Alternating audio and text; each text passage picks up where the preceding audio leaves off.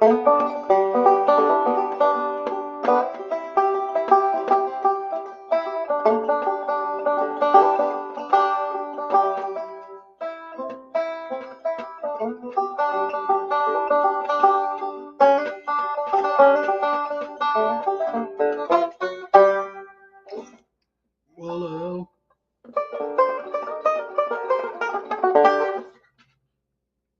I don't know if anybody's even coming.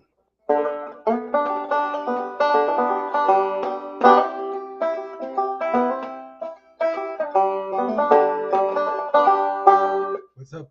What's up, everybody? I haven't heard from anybody. There they are. Yeah. What's up? We're already going. Just figured I'd take a second to play him some banjo. I'll tell you a little story about a homegrown man. Man who loved his family. Man who loved his country. Man who had a tiny face. This man's name was Charlie Kirk. This man went up against a lot of women, a lot of purple-haired women, a lot of college liberals, as it were. These college liberals, they like to kill their babies. And this brave, patriotic man, Charlie Kirk, he told them, hey, you know what? It's not actually a good thing that you like to kill your babies. And it was a pretty beautiful moment when he told them that with his tiny, but patriotic face. There's this story about Charlie Kirk.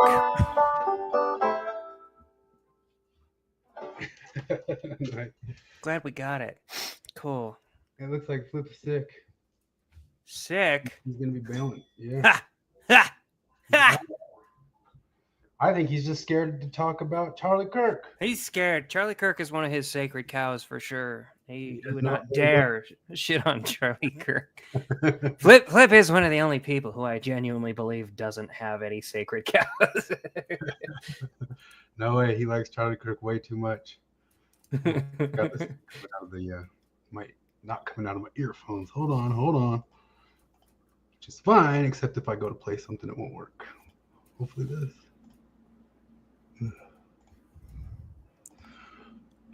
So I was gonna start out with an ad read. Did that switch? Hello. Oh, you got an ad read for us? Yep, I did switch. Okay. Well, have you heard of Bean Dream? This hot cocoa. Oh.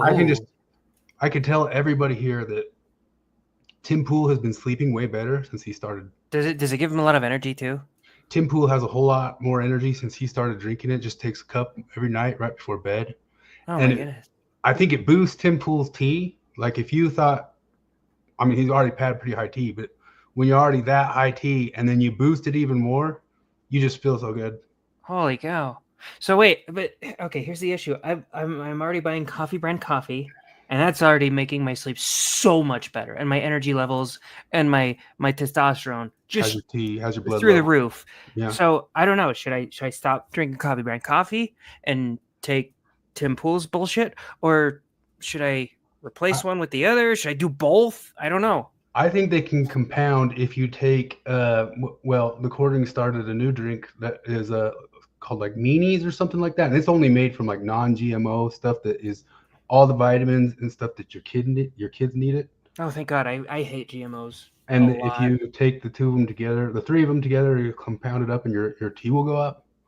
And if you want to be feeling better and have the kind of tea that, well, then I was watching the boys cast, and there's the G1, the G1 AG1, and you take that every day, and man, your workouts get better.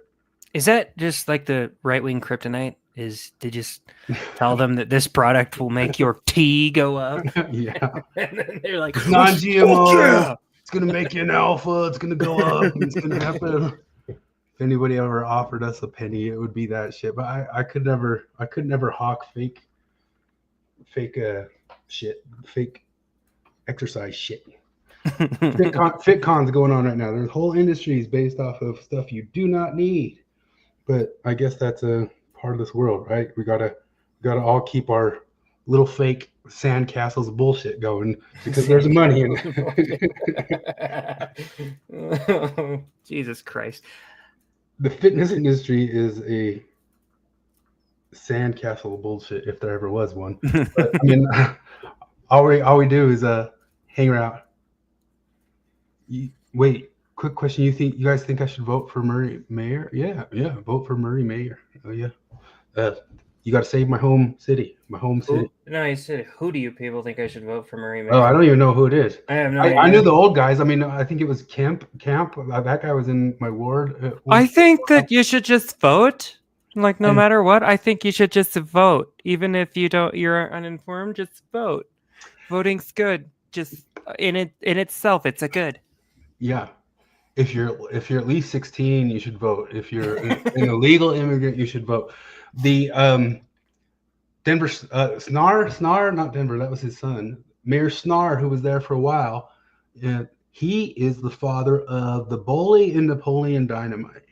And he was our mayor for a long time. He also appeared on David Archuleta's appearance in the what was that show? What was the reality show that he got big on? Butt Sex City. Butt Sex City. Yeah, Butt Sex City, before he went and said hi to the mayor there, and that guy, but the dude who was the bullying. Oh, American Idol. That's it. Yeah. That's what I said, Butt Sex City. I understood you. It was a loose translation. Yes. And this is Butt Sex City here too. But the same thing is more of my Forrest Gumpiness there. His son, though, that is the bully in Napoleon Dynamite, he and I were on the football team together, and I, like on his senior year when we had like football day, where some junior guy had to read the thing of the older guy. I read the thing of the bully in Napoleon Dynamite. I read his bio or something like that. So that's a very, very 15 people off Kevin Bacon, Chris Hanna. 7 degrees of Chris Hanna. 7 degrees of Chris Hanna. It was just kind of there in the background of people who already weren't something. When I worked at the theater, I had a manager, and she was one of the biggest movie buffs I've ever met in my entire life. And she knew about the game 7 Degrees of Kevin Bacon, but it was too easy for her. Oh, and so she said 7 Degrees of anyone. And I was trying, like, I'm doing like Burt Reynolds and Zac Efron. Like, I'm looking to just go. I never stumped her. Not a single time did I stump her on that game. She was amazing. There's a time frame where I felt like I could have done that. I knew like all the little side actors probably ended around 2005 to 2010 or something, because something's been wrong with movies for a while. If you haven't noticed, I saw this. I even have like a. What's wrong with him, huh? No, nothing. Tell me what's wrong with him. I didn't mean to talk. No, fucking own it. Tell me what's wrong with him. Here, like I even have like a. Well, I guess it's even just the next screen. Hold on a second here. I showed Morgan the first picture of Cartman as Charlie Kirk, and she's like, "Do you think that's Charlie Kirk?" Like, it looks exactly like him. Yeah. And I was like, "Well, it looks like his hair, but if South Park was gonna do Charlie Kirk, they'd make his face smaller, right?" Yeah, so somebody did it there. Yeah, that wasn't me. Where was it? Oh man, I thought it was like the next one I had. Hold on, somebody. Yeah, it did. Oh Christ! Oh, it's even back. I looked away to take a drink, and then I looked back, and that's the bar fat later. This one. The weirdest thing about the past is that they used to give awards to movies that people liked. And I was like, yeah, that is weird, man. That is weird that was ever the way. How is it not all gamed out for political reasons way before that? You know? Yeah, maybe we're being dicks by complaining about it, because maybe it lasted way longer than it had any business lasting. Maybe that it lasted at all was just a blip that we're privileged to have, and nobody else in history was gonna have it or is going to have it. I mean, 50 years ago we had what's her face that John Wayne got mad at grandstanding about native rights on the grand. Oh, that was from Marlon Brando, and that all turned out to be a fake. Did it really? Yeah. Well, yes, she's a fake Indian. Like, they were trying to do it way back then. Maybe I underestimated the Hollywood institutions, that they lasted this long under that level of assault, just constantly. Yeah, let's see. ChatGPT, the lady who accepted the award for Marlon Brando was a fake Indian. Oh yeah. I remember that. The lady who accepted. Her name was Wind Willow Tree. I would like to accept this on behalf of the Oaxacan Mabi people, whose land we are currently on right now. Between the years of 1100 and 1150. Her name was Maria Louise Cruz. She's about as Indian as what's her name, Pocahontas. I know. I was gonna say she was there, Elizabeth Warren. I remember when the Elizabeth Warren thing was happening, making fun of, like, thinking of how bewilderingly stupid she was to release that. Like, that was bafflingly that dumb. she thought it confirmed it. Yeah, I was like, what were you thinking? This was a layup. He was being an asshole. Like, he was just being like, you're not really Indian. Your skin looks too white. We could tell. You walk in the door and you say, she's not an Indian. I know she's white. And you could have just been like, this guy's an asshole. Anyway, let's move on. But you didn't. You said, I'm 1064th Native It's not American. even that. You know that it's like what's Native American about her is that she has like a little bit of Latino in her. You know, it's not like, and it's like 1/1000th of a thing. It's like a little bit of something from Peru or something like that. And it's like, come on, lady, what were you thinking? I have more % Congo in me than she has Native American, for real. South Park again. I'm 1%. What is that? I'm 1% oppressed. Oh yeah. When Randy finds out that he is literally 100% white, he is just fucking mad. Yeah. I remember my mom calling me up about we're on a road trip. My mom calls me, hey, one of your sisters did the 23andMe thing, and we found out that, like, your great grandma was Pocahontas, like, literally either Pocahontas or Sacagawea, I don't know. And one of the two famous Indian women, and I was like, oh, cool. And I turned to my blonde hair, blue-eyed wife, whose maiden name is Brust, and just said, can you believe what your people did to my people? She's got the most German last name, Matt. It's literally, I'm pretty sure it means boob in German. Is in my family line down the line, I'm somewhere related to Robert the Bruce or something like that. And Kevin and I are related on that line somewhere down there. But we actually found out that. Did you ever watch the Vikings show? I haven't, and I keep getting told I should. Is it good? I liked it for the first few seasons. And there's some historicity in there, but also there's, their written records weren't that great. So, like, we don't have a lot of history to go off of. So you can kind of excuse the most of the creative liberties that they take. But there was one character, and that was Ragnar's brother Rollo, who was a real person and was a Viking who ended up being like the king of Francia for a while. Mm-hmm. And my uncle did a 23andMe and found out that we're direct descendants of him, and just immediately, like, put his name down in like Viking rune style letters, and grew out a beard and tied it in a knot. We're Vikings. Yeah, Uncle Matt, we're badasses. Steve says he's related to Robert the Bruce too. He's a long lost cousin. Yeah. It's probably one of those ones that everybody's related to Robert the Bruce. I found out I'm a direct descendant of Genghis Khan. Yeah. Either by a lie or that they killed everybody and he had all the babies or something like that. But what was it talking about? Oh, the Native American thing. I think I said this before. I sort of sympathize with Elizabeth Warren, not that she used it, but there were so many families, including mine, that had that mythology in it a little bit. And my parents, my grandparents said, we had this great grandpa who was found, he was an orphan, and we found him, and we think that he's probably Native American. And that was floating through our family for forever. And my grandma was still alive when my dad went and got DNA tested. We took it with a grain of salt. We didn't run with it like Elizabeth Warren did.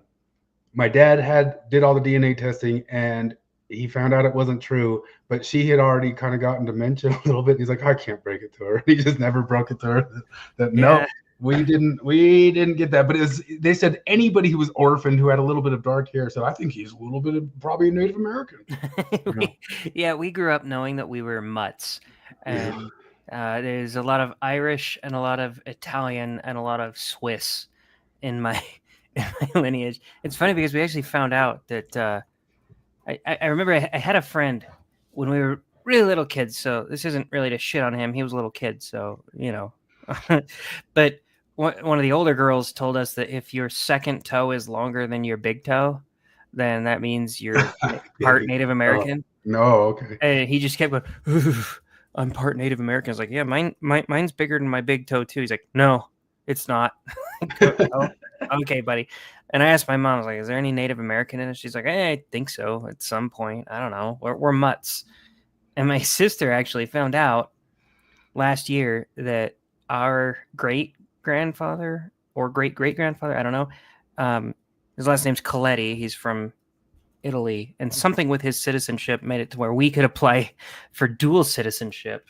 And she was trying to do it, but then the law changed, and so she couldn't do it. So now me and my brothers, we always call ourselves the Higdoni brothers. Like my little brother Nick will be, it's Sticky Nicky Higdoni, And when we get together, we'll hug each other like Italian mobsters and be like, oh, we need to get some of Ma's famous microwave taquitos.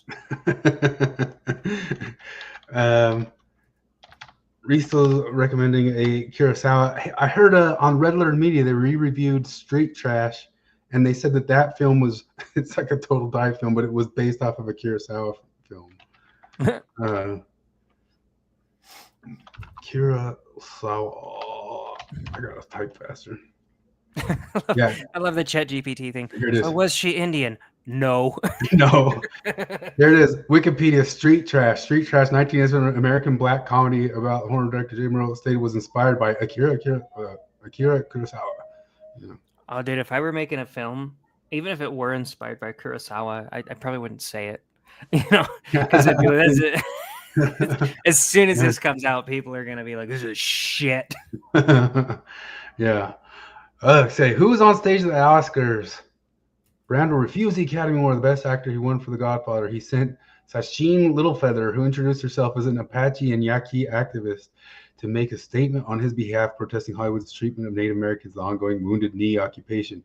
What do you know about her heritage? Evidence later emerged that Littlefeather was born Marie Louise Cruz to a Spanish-Mexican family in California without any documented Native American tribal affiliation. Her sisters and genealogical investigations confirmed no Apache or Yaqui lineage. So was she Indian? No. Despite her public persona statements, her Native heritage was been disputed and deemed unverified according to multiple sources, including family accounts and new investigations. Yeah. Oh, Steve is a descendant of Tiger Lily. Really? From Peter Pan. I think Steve's pulling all our legs. He just said we had this story in my family that one of our ancestors was married an Indian princess, but I think it might not be true. I'm not sure Indians had princesses. Dodeskadin, is that the one that Street Trash was based off of? I don't know that one. Anyway, movies, man. I watched the Happy Gilmores. Did you watch the Happy Gilmores yet? I did not. I don't know.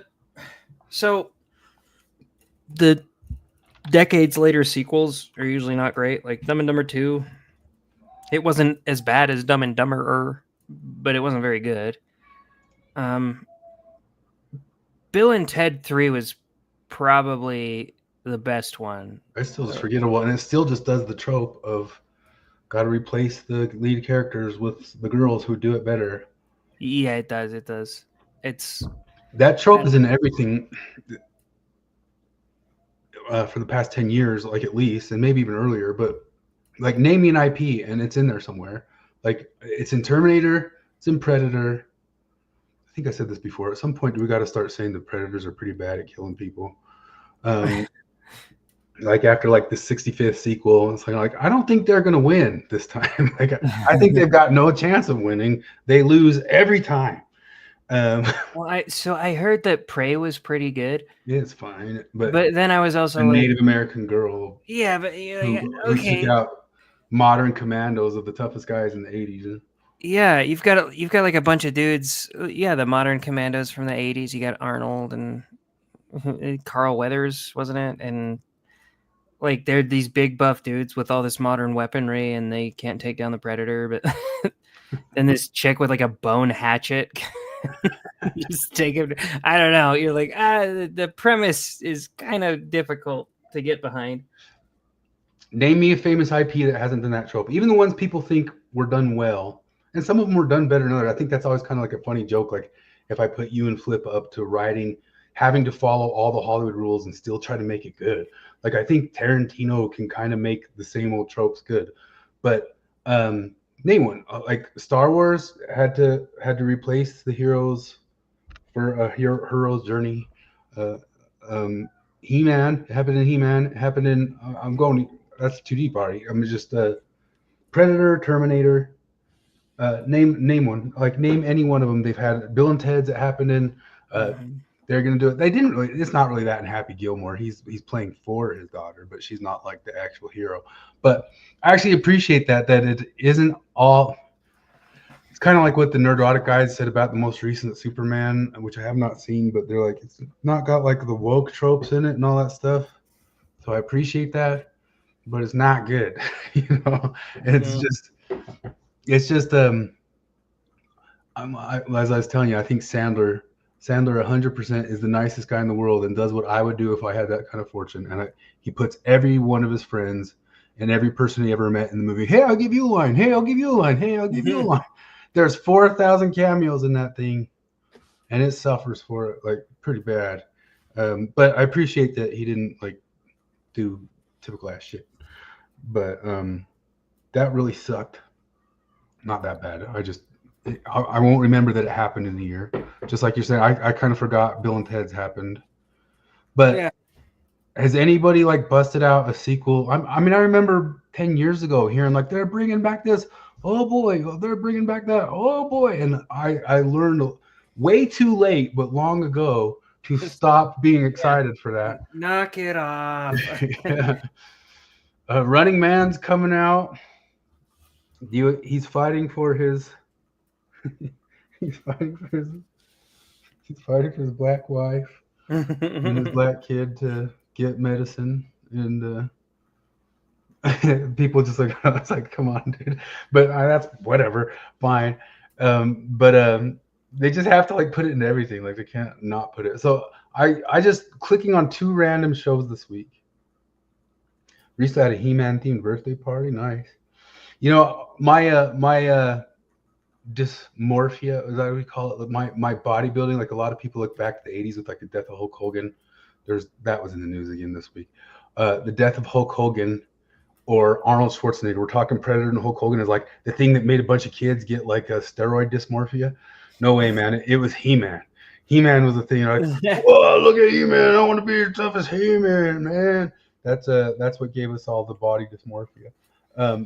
But I also remember being a kid and thinking, well, growing up a little bit and watching like the younger kids watch Power Rangers and be like, why are these kids watching all this gay stuff? This stuff's so gay. And then you didn't have the internet back then, so you didn't see He-Man for 10, 15 years at all. Mm-hmm. And then finally seeing He-Man again when I was an adult, and I was like, oh my gosh, like, this is so much gayer than Power Rangers. I can't believe it. And I don't know if it is. I've never really seen He-Man, but it's so could it gay. Possibly be gayer than Power Rangers? It's gay. Like it's gay. Yeah. Culch said, I've been disappointed in reboots since Arrested Development season 4. Yeah, I'm with you. That was tough, but they did a re-edit of it. Did you watch the re-edit? I didn't. I heard it was a lot better. They saved it in the re-edit pretty good. Mm-hmm. It's tough to watch it when you've already seen all the stuff, but they edited it to seem far more. I didn't even see all the stuff. I only watched like 4 episodes, and I was like, I don't want to do this. Because me and my wife will watch episodes of that frequently, and we only ever do the first 3 seasons. And the fourth season was annoying enough to me that I've never even gone back and watched the fifth season. The fifth season is, I think, fine again too. Like you can't kind of catch the magic, because some of the magic of Arrested Development was the way that they were jacking with the Fox. There's so many meta jokes in that show about how they're about to get canceled, and about how they were like getting around the notes from the place. Like if you ever watch like some people talk about the stuff that happens on the show, there's so many inside jokes, which is one of the reasons it didn't work, because that didn't work on a week-to-week thing on regular television at that time frame. You know what I mean? Like you had to keep up with every little joke. You kind of needed to watch it like one in a row to even get like what the things were referencing. But there's like this thing, like they got like Charlize Theron in the my favorite episode of TV ever, Mr. F. With not to spoil it, but Mr. F. Michael's dating a retarded woman and he doesn't know. Yeah, and she's written down as a MRF, but it's got this whole thing going.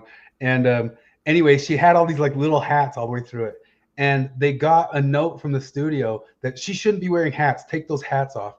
And if you watch those episodes, after each scene they zoom in on the hat as close as possible.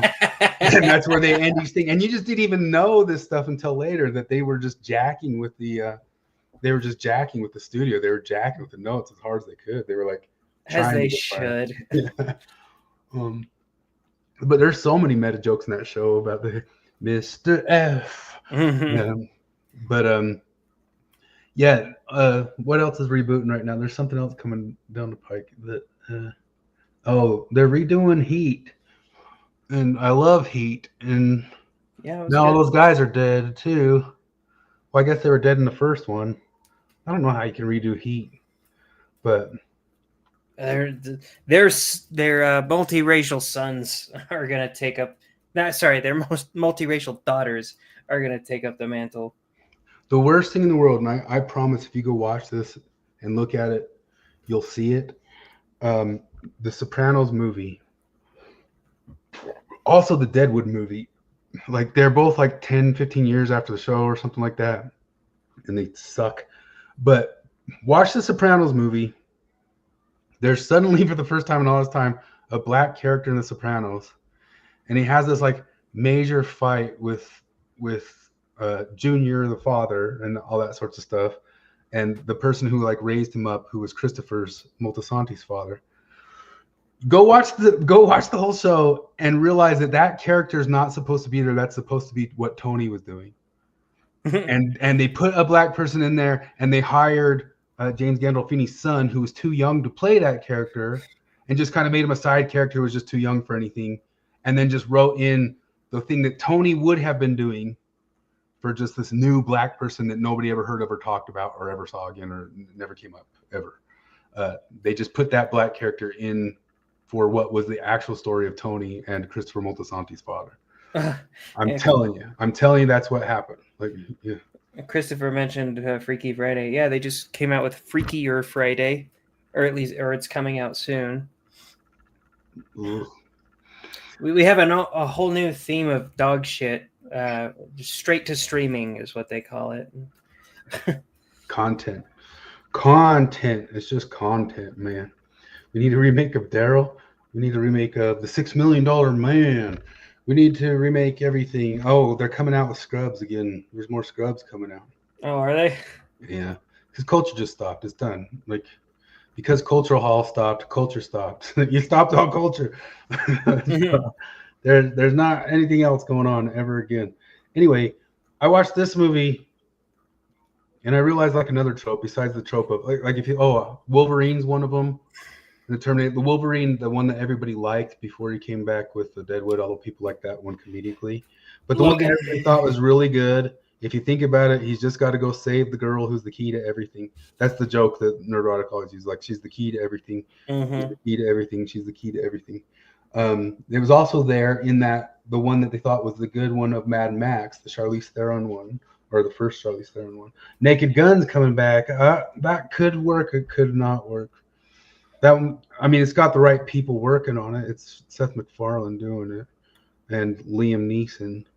I mean, I did see Liam Neeson when he was interviewed about it. He was like, I realized what I had to do is like, I'm not a comedic actor.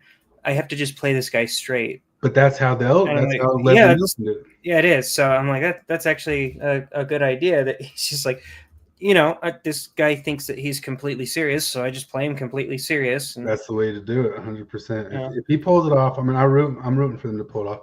The Ben-Hur redo, there was a I think I did see that. Was that even like a major release? I think it was. I never watched it, but on a scale of 1 to Pedro Pascal, how many Pedro Pascals were in it? I mean, how many? That's a difficult scale because the Pedro Pascal scale is just 1. Like that's all it is. That he's just in all the things. Yeah. So it's just like. So is it a Pedro Pascal movie or is it not a Pedro Pascal movie? I don't know. Probably it's a good like if you're just riding the odds, you might as well say he's in it. It was John Ridley. It had Morgan Freeman in it. It's filmed in Mexico City. Mi tierra. No Pedro Pascals. Huh. I watched some like old Rome movie, and then I put in like that Wild Robot, and it's like voiced by Pedro Pascal. I'm like, ah! And, I watched some old movie about like some Roman soldiers, and there's Pedro Pascal in it. I was like, what the hell? I didn't even know he was around back then. But he's the new Kevin Bacon. There's got to be he's been in so many, and Kevin Bacon stopped being in this stuff. Like, why did he like? But did people get super tired of him? I mean, he quit to go do music with his brother. Gay. Probably because he'd done enough movies. For a little while, I thought it was John C. Reilly was kind of going to be the new Kevin Bacon. He's popping up and everything. And I'd be fine with that. Put John C. Reilly in everything till the end of time. I never really got tired of him. Yeah. I don't know. Maybe if it was just look like comedy after comedy with him or something like that. But I don't know. I don't get like how does Hollywood do? I mean, I guess it's just they're so bad at like just like running their spreadsheets and saying this guy makes money. This is the guy. And how did Pedro Pascal even fit it all in? He's in like 3 movies in the theaters like right now. Yeah. I hear Fantastic Four is not doing super well. Like everyone I've heard that has seen it has said it's a decent enough movie. I heard it had a pretty steep drop off. Yeah, well, all of them did, but I think people just aren't really like into going that sorts of stuff. See, how's it? I avoid Christian movies. What Christian consolation philosophy? He's talking about The Chosen. Oh, so like, I was just kind of noticing some other tropes, and this is a trope that I think I was telling you about it earlier, but I just clicked on this movie at random on the Netflix, and it's Wild West, 1800s. 1800s, and this guy goes to the town because he's afraid this guy's being racist because that's what they did in the 1800s. And the movie sets up at the very beginning that, well, my wife's got to come with me. Well, she goes, I got to come with you because I'm the real shooter around here. And she can shoot way better. I'm like, what the hell am I watching? But then I get there, and basically it's kind of like almost like a trope. Like you could almost like use it as Joseph Smith. Like if you make somebody Joseph Smith, now you're allowed to murder the shit out of the town. You know? And I think that's been like a running trope. I haven't even watched all that stuff, but I've mentioned it before. One of the reasons people might think there's like a wild, rampant overflow of white supremacists in the nation is because every single movie or TV show like Justified and what else? Like what's the ones with the, I don't remember the TV shows, the name of them. There was Breaking Bad is kind of one of them. But every single one of them has like hordes and gangs of white supremacists running around like the West over here, and they just must be out in the desert every single where that you go. Yeah. And Sons of Anarchy and all that sorts of stuff. Stuff like this, like you watch the show. So this guy, he's a snake handler, and he doesn't like the Mexicans. And one of the things he likes to do with the Mexicans, I've seen this trope 3 times just this week of like he likes to run them in the field and kill them for fun, and he pays people to come down there and run them in the field and kill them for fun. And now this other guy has carte blanche to murder the whole town, and because he said, "Hey, haven't you heard of the Civil Rights Act of 1964 that happens 110 years from now? What are you, some sort of racist?" And but they always got to show the other guy as like a weird religious dude who's like, they're not like us, those Mexicans. We're not white like us, those Mexicans. We kill them for fun. Did you ever play any of the Far Cry games? Uh-uh. So I like Far Cry 3 and 4 are really good. Far Cry 5 is less good, but still pretty fun to play. But in number 5, what they ended up doing was, first off, it was annoying because instead of having a character who had his own voice, it was a create a character thing. And you could be male or female. And since I guess they were too lazy to record different pronouns.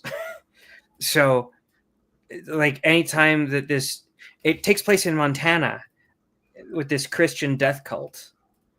And the music's really great. I've seen some bits of that. Yeah. The gameplay's pretty fun, but like the Christian death cult people, anytime they're referring to your character, they use they, them pronouns, which totally takes me out of the game. And it's not even like a non-binary thing. I think it was just a lazy thing where they didn't want to make it like if he chose a girl character, if he chose but also one of the funniest parts is the diversity in that game is absurd. like half of the people that you meet are black, and like, I'm in Montana. Like if I meet a couple throughout the entire game, I'm not gonna be like, what the fuck? But it's like every other person is black, and it's kind of like randomized who voices who. So it's just like, it just sounds like a normal, like a white Montana redneck, but it's coming from a black dude. And then it's funny because like the death cult is the same way. They're just as diverse. And so like, yeah, like this, wait a minute, this Christian fundamentalist cult is inclusive, like to the point where half of the soldiers are like women and shit like that. Hold on a sec. Like, you're really taking me out of this game right now, because I feel like this Christian death cult would be like, no, women are in the home, Yeah. No, they got to be inclusive. They can slaughter people and steal all of their shit and take over an entire county. But that's exactly the fucking line. That's exactly the kind of the trope that I'm noticing. I mean, it's the post-boomer regime trope of like the concept, and a lot of people pointed out lately. There was just that huge fight in Cincinnati at the jazz festival where they beat up those couple of Russians supposedly, and a whole group of people pounded and pounced on them, and everybody's like, well, maybe the guy said the N-word. You know what I mean? And they just got beat down in the street by a whole crowd of people. Like, I love how is that really the how the scales like tilt on that stuff nowadays? Sure, but and like, you don't even know that the guy said it yet. I know, even if that's the case, you're like, hold on a sec, but like he said a mean thing and they beat him to a pulp. Like, okay, come on, let's fucking calm down here. It's so wild that's where it's gotten, and it almost feels like I hate to be the one who always say media is to blame for how people start acting, but it's totally happened. You remember that one guy who said, well, basically it's the whole premise of Mad Men is like, you didn't have the concept of love until we sold it to you. And there's just like a whole part of me. It's like, shut up. But there's a thing like where you can like ramp stuff up, and it does really feel to me like these TV shows, as much as anything, have ramped up the hysteria of the overhype of how much white supremacy is out there. And then I almost call it like the Django Unchained trope is what I think it is. And I like Django Unchained, and I like anything Tarantino. But the Django Unchained trope, Tarantino was pretty good to say at the start of it, is like, hey, this is just a wild fantasy of like, it's just a revenge fantasy. He'd kind of like repeat that on himself. We're just fantasizing revenge fantasy. But the Django Unchained trope is almost kind of like, well, that was happening through racism. They did terrible stuff to some people in it. But other than that, it's like, okay, they did everything, and now you can unleash all hell and murder all of them. And basically, he had his other revenge fantasy movie, which was the Nazi one, the Inglourious Bastards. Inglourious Bastards. And both of them were, if you stop and think about it, you kind of go, Tarantino, you did the tropes of the era, and that brings me like you did them better, but you still did the tropes of the era. The that Wolverine thing was fine, but it was still just the tropes of the era. You know what I mean? The Wonder Woman's, both of them fine, but still just the tropes. It's just, and at some point you're kind of like, wait a minute, is this all just this post-boomer truth regime thing? Is this just Christian movies for basic bitch? Okay. Like, I know you're getting at a point here. No, but Wonder Woman's were not fine. Wonder Woman 1 the first was one fine. was good. Oh, no, Wonder not Woman the 2 was I have not seen fucking hilarious. It was so fucking dumb that I watched it twice within like a week. It is that level of fucking terrible. Part of it is that they try to get Gal Gadot to do like emotional scenes. Because in the first one, she's just kind of like a fish out of water. And I thought you were gonna pull at them raping a guy, but no, I will. But I'm just worse than that is her acting. I'm trying to think because there's a lot that's just really terrible about it. She's terrible. Kristen Wiig is not a bad actor, but her character was fucking dumb. The whole idea of the wishing thing, like they would make a wish and it would grant them a wish in kind of like a monkey paw sort of sense. But then they could take back their wishes if they just verbally said, I take back my wish. And it's funny because like the wish that she wanted, her World War I love interest, Chris Pine, back. And so he came back, his soul like took over the body of a dude that was alive in the 80s, which was concurrent. And he just like, that was never a problem to her. Like they could have done that as in like a monkey paw sort of way, but they didn't. She was totally fine with it the whole time. Like there was no part of her that's like, oh my goodness, I'm making a man, I'm ruining his life, taking his body. That was not troubling to her. It was at the very end, they found out that the only way to beat the bad guy was if literally everyone on Earth took back their wishes. And that's why she did it. And that's what, God, you watched this twice. You watched it once for me. I'm not going to ever watch this. Oh, it's so fucking funny. I'm not even kidding you. At one point, they can't figure out if Wonder Woman can fly or not. Because like she can fly in the comics. And at the end of the first movie, she can fly. But then at this movie, she can't fly anymore. And so when she's going to get the bad guy, she's like trying to figure out a way to get to him quickly. And she looks around and she sees like a big clock tower in the distance. And she takes her lasso. And this thing is probably like 2 miles away from her and just lassos it, yanks herself up. And then it gets more absurd because as she's flying up, she needs more momentum. So she looks up and sees like a fucking jetliner flying probably like 20 miles away from her. Just pulls herself up. And then as she's flying, she needs more momentum. So she lassos a literal cloud and uses that as leverage to pull herself faster. Oh, it's hilarious. Great. I love that stupid movie. They're trying to make Marty wants to be a hen mother and become our moderator. Yeah, it is an ex-Mormon community, so we do need a den mother to moderate the chat. That's one of the rules of the becoming an ex-Mormon. But I don't know how to do that. I can try to figure it out on YouTube. Anyway, one of the things I was getting at with that is that it just seems like these tropes of these Hollywood tropes of like the last 10 years that are all getting so dang old, and they get called geniuses for figuring out how to do it. And some old IP comes around. Here's Bill and Ted's. Oh, we'll figure out how to. Oh, it's actually the women and they're the heroes, and the men have to lift them up and that sort of stuff. Jonathan Pajau did a great video on how Wonder Woman and Mad Max really kind of put that imagery through 100%. And in those movies, those are actually kind of universally agreed upon to be good movies, but they still slipped it in to that stuff. And then they bonkingly slip it in like a crappy Kevin Sorbo Christian movie everywhere else. But but every once in a while they'll do it fine, and then you stop and think about it. I'm like, no, they still slipped it in. And people say like we're in the post-woke era, and I'm like, it's still everywhere I click. I clicked on like some new show. I don't know if it's gonna end or something like that. They had the new Iron Man, where I guess the young girl of color is a better Iron Man than him, and she's whatever. I didn't watch any of that. She's way better, especially since like Tony Stark was a billionaire. That's the only reason he could do what he did.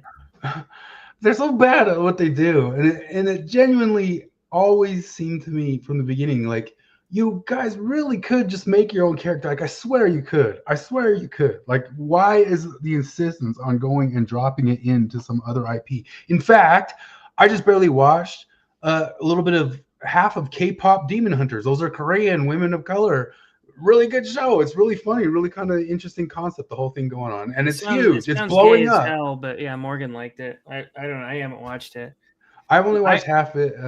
Well, part of the problem is a young gal I know told me to watch it because she thought I would think it was really good, and I watched it, and it is good for what it is. Like it's a new idea, and it's a thing. It's really well animated, and it's creative on the stuff. It's a little bit for kids, but part of the problem is if you're not an IP parasite, that you run a risk of like I don't know. It's riskier. Like if you can be like, my character is really good at building tech shit, then it's not likely that's gonna pick up a lot of steam. Even if you write it really well, it's very likely that it won't pick up steam.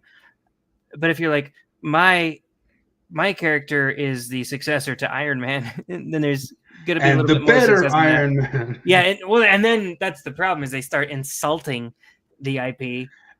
Everybody has had the example now too of the Karate Kid. And the Karate Kid has all the diversity in the world in it. And all they had to do is respect the old guys. That's all they had to do. And everybody loves it. And it's universally loved and acclaimed and all that sorts of stuff. And Did you watch the new movie? Ever. I have not seen the movie yet. I heard the movie was kind of bleh. But yeah, I didn't think it was going to be any good. But did you watch it? No, I haven't watched it. But okay. I'm sure it has Jaden Smith in it, which kind of means it can't be good, right?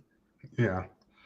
So, I mean, you put in the Karate Kid, and those guys just respect the old guys, and they become kind of like what Obi-Wan Kenobi was or Yoda was for Luke, just an old teacher. But you can't do that with your tropes. But just have the old guy be an old teacher, and the new person could be anybody. Like, when I watched the first Star Wars, I was kind of like, but, if Luke trains her and she goes through, like, the hero's journey, I could be on board. Like, I wasn't, like, ready to shoot down whatever that gal's name was or anything like that until they crapped on it. Well, part of it is that like these people are actually flat out not very good at writing, because if you look at the times that they don't try to bastardize IP and they just try to write their own thing, you get shit like Miss Marvel. Are you familiar with Miss Marvel in the comics? Yeah, it was a guy, wasn't it? No, well, that was the original Captain Marvel was a guy, and then they IP bastardized him and turned him into a woman.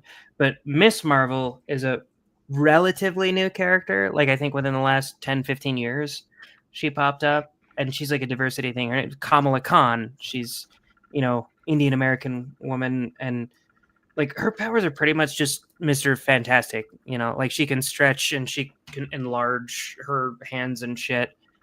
And her comics just sell like trash. And it's funny because they sell just as poorly as the Ironheart comics did. Both of those sold terribly. And one of them bastardizes the IP with wokeness. And then the other one just tries to come up with a new dog shit woke character. And they both do terribly. Well, it's been such a weird thing of like the past 10 or 15 years where through the 80s and 90s, it really felt like stuff was beholden to just what the crowd said. You know what I mean? You had to appeal to crowds. And then it's like, it seemed like somehow in there money got jacked up too, where it would maybe they were getting like some sort of funding from somewhere else, and like, or when it became content creation. This is something, if you listen to go listen to Justine Bateman, Jason Bateman's sister. She's done a whole bunch of podcasts on this, talking about how the content creators, when you go and create for content creators, you are usually creating for the board of the content creators. You are not creating for actual crowds of people. They're not really watching stuff like that very well. They're not doing it in the same direct way that it used to be. And so then it kind of gets made by a committee of those people, or just reviewed as, or not, or even kind of just like sloppy. Like Happy Gilmore could just be like sloppy and quick, like just put the content out. But other stuff is they're not really seeing like, is this thing going to get all the stuff? It's just more content on there. We want to have more content, more names on there for investors and stuff like that. And it became less of who's getting the tickets and then like who's investing type stuff. But it's so wild that they're so bad. I would honestly think that there's got to be like pretty good writers out there who are just beating their heads against the wall, but they just can't. They might even have been good writers at one point, but when you're writing from a place of grievance, you're just gonna fuck it up. Yeah, these guys are talking about how to get crowns and stuff. I don't know how to do that stuff. I'll give you guys stars, but Troy's always the first poster on there. I think it's just whoever joins the chat first. Yeah. Marty came up with a good male slur. What's that? Chair stacker. I'm moving my way up. Watch out, chair stacker. That's a good one. That'd be like a good name of a bro podcast. The chair stackers. The chair carriers. I totally did. I am guilty of trying to show off in front of some girls when I was young about how many chairs I could carry in each arm. Guilty as charged. It's kind of like when you're carrying the groceries in and you're like, I'm not a 2-trip bitch, is what we always call it. But then it ends up taking you a lot more time. You're trying to figure out how to arrange like 16 grocery bags on each arm, and like 3 gallons of milk, and pick it up in the weirdest way. Like, if I would have just grabbed a few at a time, I'd have been done with this already. Anyway, talking about all those tropes coming all the way back around to South Park. I finally watched the South Park last week, and there's no bigger South Park honky than me. And I'm not a Trump super honky. I'm a bit of a what am I with Trump? I'm a Trump calm the fuck downist. That's calm really what downist. Yeah. That's really what it is. And when I watched it and I got done watching, I stopped and thought about it, and I said, South Park's, they're saying they're coming out hard after Trump. They're coming out. What did they do? After 10 or 12 years, they call him Hitler and small penis guy. And you're like, South Park. Yes, the small penis thing. You're like, guys, come on. South Park. You guys actually did. You don't know what I was the most mad about with this is that they got rid of the Garrison Trump. I fucking loved Garrison Trump. They did a whole season. People said that like now they can come out because they signed the deal. They did a whole season ripping on him as a transgender wacko. Oh yeah. Well, and then they did the Garrison Trump thing, where his campaign slogan was literally "fuck them all to death." It was amazing. Yeah.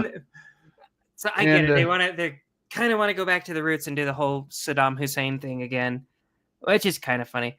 Tiny penis jokes. Yeah, I laughed even though it was like a tiny penis joke, but like that AI was like funny looking. That's for dang sure. Yeah, that was funny. But at the same time, Troy said they think they're setting up. I think it really is Hussein back or something like that. Yeah, it could have like a longer arc to or something. But all I'm saying though is like, oh boy, South Park's going after Trump, and it's Hitler and small penis, and I'm like, those were the first jokes we ever heard about Trump ever. Yeah. And but so a rare criticism for me, and I did notice that some people pointed out, and I don't care about this that much, but they never did go after Kamala or Biden at all. But it might just be that they were off for like a couple. Yeah, years. Part of that was that they were not producing episodes at the time, and honestly, I think they would have. Yeah, I don't think they would have shied away from it so much, but they don't. I don't know. They don't shit directly on the president usually quite as much as they did, like with this last episode, because they would. usually, like with Obama, they would shit on Obama bros more than they would shit on Obama himself. Because you get, the whole Randy just breaking shit and tipping over cars. Obama! There wasn't a ton of Clinton or a ton of other stuff, but do you remember that they had that whole TV show called That's My Bush? Matt Stone and Trey Parker? Yeah, they had a whole live action TV show on Comedy Central called That's My Bush about George Bush. I remember there was I think it was an MTV one called Lil Bush. There's this one. That's My Bush. This was... Huh. I don't know how long it went for a year. See, it's Trey and Matt over there. That's My Bush. I don't know. Let's see what it... Does it scare you that you might become the people that you always made fun of at the beginning? We become everything we used to hate. Well, it's true, because the thing is, when we came to LA, and we were such losers that our favorite thing to do was to go to bars and try to find someone famous and fart on them and get a picture of it. Yeah. There are some creators that just seem to have a Midas touch in terms of projects they've been involved in. And it's hard to argue that Trey Parker and Matt Stone don't have that touch. Totally. From creating one of the most influential animated series of all time in their 20s, to redefining what Broadway musicals could be about, to even breathing new life into a Mexican-themed restaurant. There just seems to be adventures that... Have you watched that documentary yet? I haven't, no. It's good. ...themselves to that aren't resounding successes. Well, with maybe the exception of That's My Bush. My mother's a great lady, but I chose to marry you, not her. What? Today, 23 years later. That's kind of funny. I didn't watch any of this back then. I don't know why. I just kind of flew over my head. But I mean, they obviously went directly after Bush for an entire show. It can be easy to misremember this show as just another tired attempt to lampoon the Bush administration. You need to take a cold, hard look at your stance on euthanasia. Oh, I don't care about them. They're conformists and they're communists. Who? The youth in Asia. But in reality, this show was so much... Yeah, it was... I have a Super Bowl dinner and a dinner with one at the same time, and I can't push out of one. Both. What you talk about, Larry? Airing just 8 episodes in the spring of 2001. I don't know. It might be bad. Joke, what that joke reminds me of is when Morgan was in this sketch comedy group it was actually with Tanner from Zelf when we were in college. They were looking for sketches to write and to perform. And so she was like, "Oh, can you write us one?" I was like, "Okay." So I wrote up a sketch, and it was kind of just the main punchline of the joke was sort of straw manning and making fun of the way that the Royal British Army fought in in the Revolutionary War. It would say, "All right, we're going to line up like this. We're going to walk really slowly. We're going to have guys beating drums to alert everybody that we're around, and we're going to wear bright red vests." And just kind of, making fun of that in sort of almost a straw man sense. But there was this one stupid joke that I wrote in there that it was like, "Fire at will." And then one guy would be like, "Fire at will? I like Will." And it was just a dude named Will that they kept trying to explain, "No, we're not saying fire at him." And it was like a dumb joke. And I was like, I don't even know if I should include that in there. I thought the rest of it was pretty funny. I thought that was the dumbest thing that I would probably cut if I had to cut anything. And Morgan was like, "Oh man, they loved the fire at will joke. They thought that was the funniest shit ever." We're letting theater kids decide what is funny, and that's a problem. Well, Charles is saying that he thinks that euthanasia thing was an actual Bill Clinton gaffe. So maybe they're actually referring to something. Marty went to the Casa Bonita, and Reese still could have, but he skipped out on it because he was cheap. Man, those cheap Midwesterners. Oh, Reese still went before Trey and Matt took it over. I really like that documentary, largely because if people don't know, around Murray, Utah, we had a place like it called the 49th Street Galleria. And everybody who's heard of the Casa Bonita movie has gone and watched it and all kind of daydreamed that we could have done it for the 49th Street Galleria. But it's gone. It got blown up. We'd have to recreate it from the ground up. Yeah, those jokes like that. You think about it. Oh gosh, dang it! Who are the guys who watch the Who's on First thing? Like all those old timey jokes. The Who's on First. Yeah, you're like that. That was probably funny the first time it happened, but that was my fire at will joke. It's just like a way off of that. Man, I watched just recently an Abbott and Costello movie of Jack and the Beanstalk. holy crap, did this suck? it was this. These are the guys who did Who's on First. But I guess all those old timey jokes and stuff like that.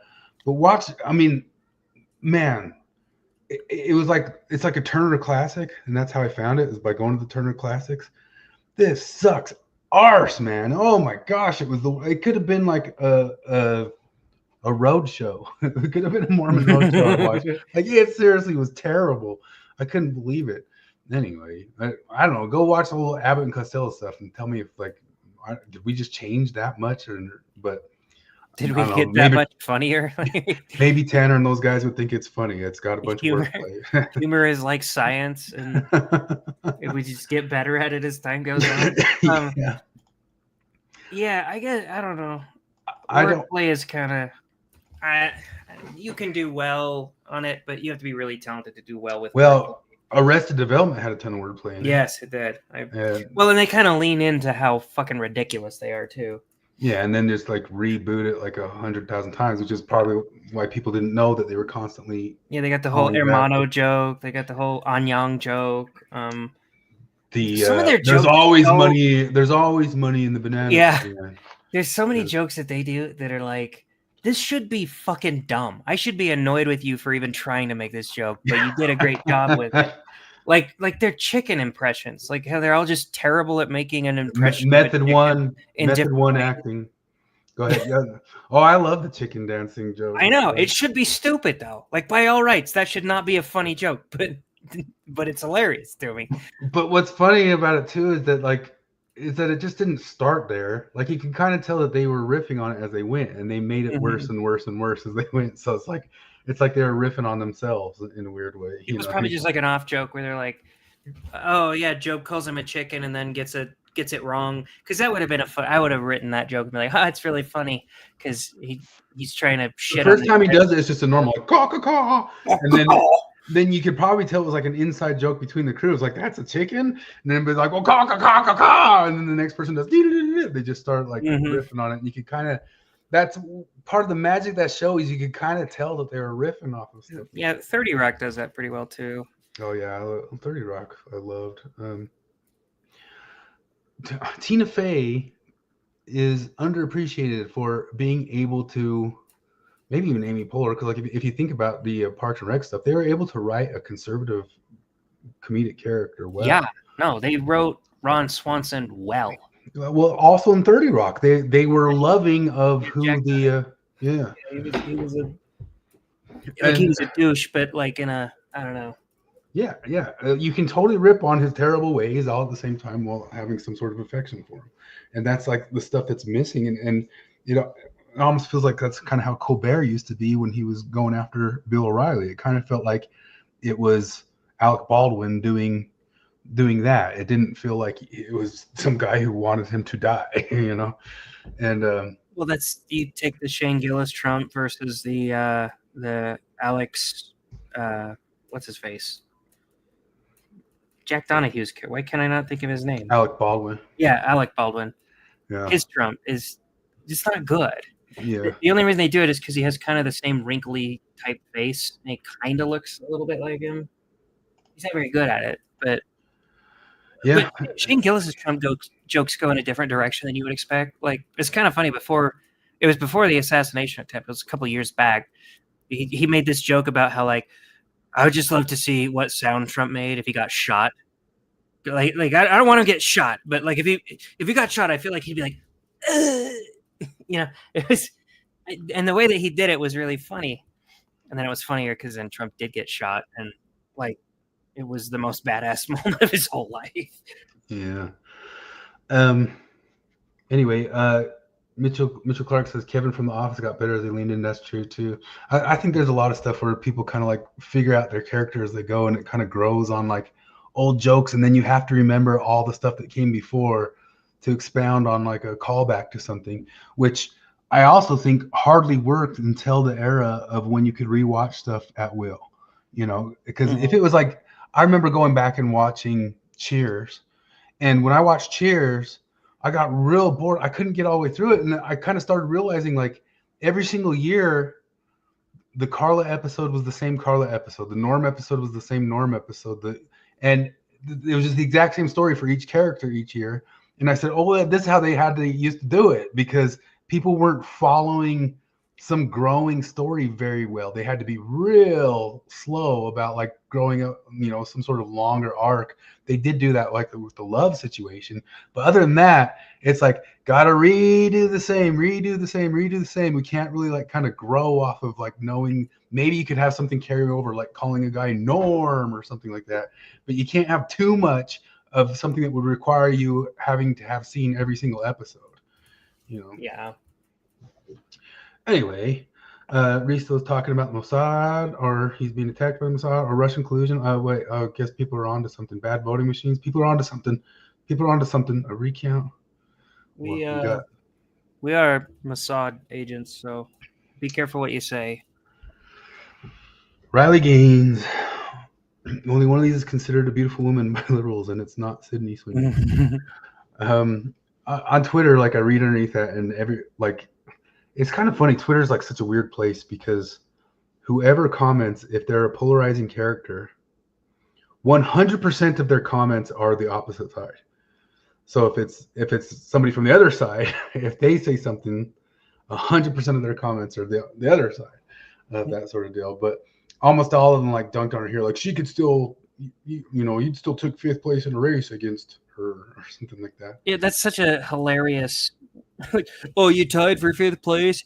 Blah, blah, blah, blah, blah, blah. Yeah, against a dude who they let stand on the podium and they gave a trophy, and she had to stand to the side and not get the trophy. Oh, that's the funniest part. But it's hilarious listening to these people. Like, anytime you get somebody still clinging to the arguments of like, let trans women compete in sports, they're just throwing out non-arguments, and it's either, oh, well, Riley Gaines got 5th place, and then the other one, the most common one, is, what does this happen like 5 times a year? Like, okay, like cannibalism doesn't happen that often, but I'm very much okay. Like if I found out that we didn't have an anti-cannibalism law or an anti-bestiality law, I'd be like, oh yeah, we should probably have an anti-cannibalism law. And it happens more than that. And each time it happens, in most cases, especially in team sports, it displaces a lot of people, not a little bit of people. I didn't get this. We only have a few years until the magnetic pulls. Cindy Sweeney. I think Christopher sent that one. Yeah. I don't think I got that one either. It's well, I heard people talking about the magnetic poles are going to flip and it's going to knock the whole Earth off its axis. Maybe she's just saying we're going to die anyway or something. I don't know. That one's calling back to I saw some people play it. There's an old Brooke Shields ad from the 90s that said basically the exact same thing. If people don't know, everybody should know. I don't know how online people are. People are pretty online around here. If you found us, you're way too online. This is Julia Sweeney. What's that her name? Sydney Sweeney. Julia Sweeney is the old Saturday Night Live person who played the character Pat. It's just Pat. And then she had like a whole atheist coming out monologue that came out for a year. And her atheist monologue talks about her having the Mormon missionaries over. If you ever go listen to Julia Sweeney's whole coming out as atheist post Saturday Night Live. But I think she's almost been laying low because Pat, the It's Just Pat character, was like the main thing that people could not talk about. Was like one of the most major characters in the 90s. Like Pat was one of the most reoccurring characters, and even had her own movie and everything.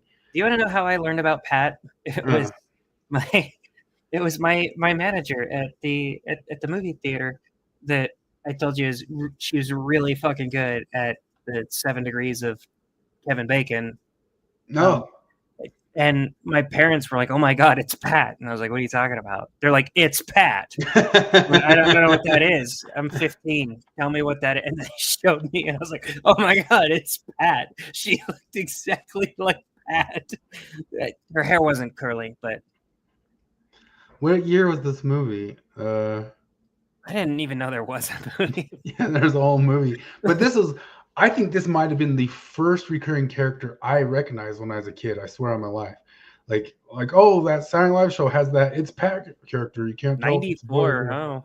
94. And only total Nazi. I mean, this was Nazism too, right? Or I mean, it's pretty Well, it's Nazi. gotta be. Well, that's one of the funny things. Oh, it's Morgan was got Dave asking me. Foley in it.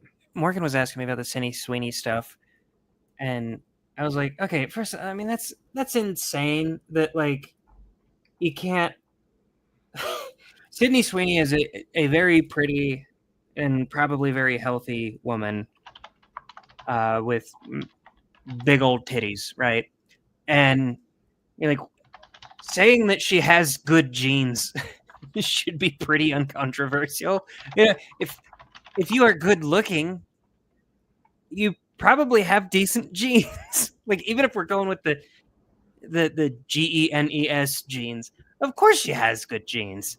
Like, oh, but she has blue eyes and blonde hair. It's like, okay, say that Rihanna has good genes, because that's pretty apparent. Rihanna probably has some good genes.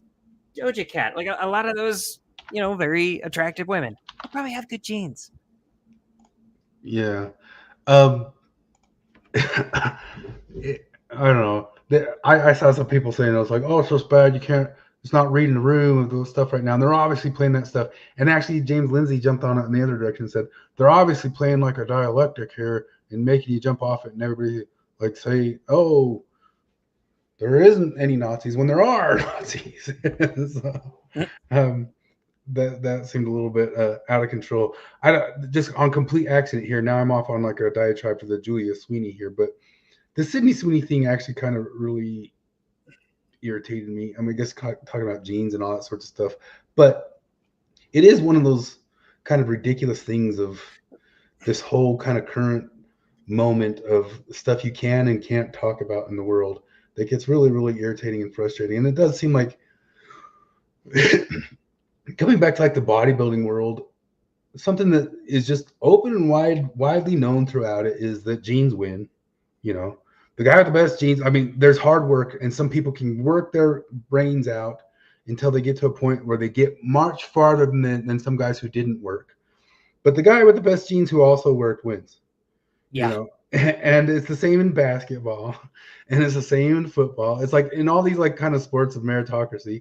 And maybe it's like also true in like areas of using the brains and that sort of stuff.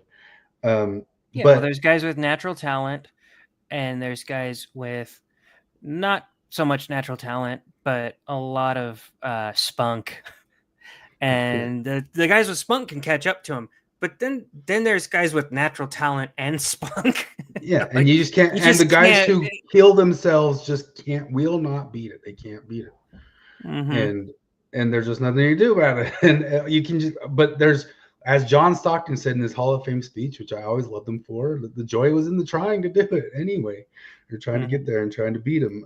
Because nobody was going to beat Jordan, who had both the genes and the drive, which I've learned from the determinists were also just the genes. I don't get how they reconcile that stuff of being like very, very angry about the concept of genes, yet full determinists. Yeah, like, how do those two things jive? I guess what you can do is, because if you're full determinism and you look at somebody who's lived a life of crime, you can have the whole genetic outlook, and then you can also kind of try to say, but it's genetics plus variables, and it's all the variables in their life that were systemically set against them that caused them to live this life of crime. So it's genes plus variables, but also like it was just our genes plus variables that led us to oppress them. So I don't know what you really do. Yeah, it's such a weird, what's the word they always use? A cognitive dissonance going on to me there. That you can't be somebody who gets upset at the concept of genes playing a role. Wait a minute. You've heard of cognitive dissonance too? Yeah. Should we do a whole episode on cognitive dissonance? Dude, I really thought the only really, really, really smart people have ever heard of cognitive dissonance. Yeah. That's one of my, I asked you a few weeks ago for new methods to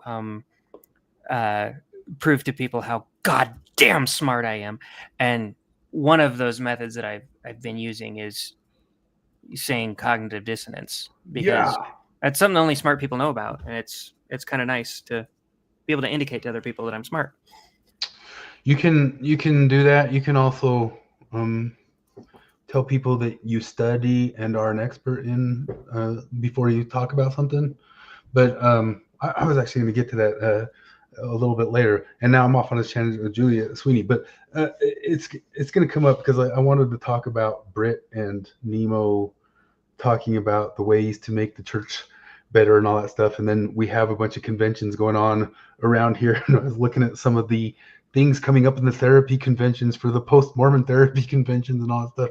Probably more interesting to the people around here. And we're off on these tangents of pop culture, and maybe could get off them or something. But I've got this Julia Sweeney thing up here. If people don't want to watch it, it's on there. Julia Sweeney, Letting Go of God. But just to put a second of it, because I didn't want to do the whole thing. But here she is talking about the Mormon missionaries. Not too long ago, 2 Mormon missionaries came to my door. I live just off a main thoroughfare in Los Angeles, and my block is a natural beginning. It's a little quiet. Peddling things door to door. We won't listen to the whole thing. Sometimes I get little old ladies from the Seventh-day Adventist. Anyway, I think it's always, I think it's relevant and still just funny. Everything kind of ties in together. But she's talking about her atheist, her deconstruction. Although she's funny and kind of, this is way more like 2007 atheism than current day atheism, deconstruction type stuff. Yeah, Troy was saying she was pretty funny. He said he watched her do this live at a Randy convention. He said he got to meet her and she was sweet. This is totally not current day deconstruction story. It's kind of more, and it's funny, and it's funny stuff about the Mormonism stuff here. So people should go listen to it because that's a tangent. I wasn't meaning to show that here tonight, but if people haven't seen it.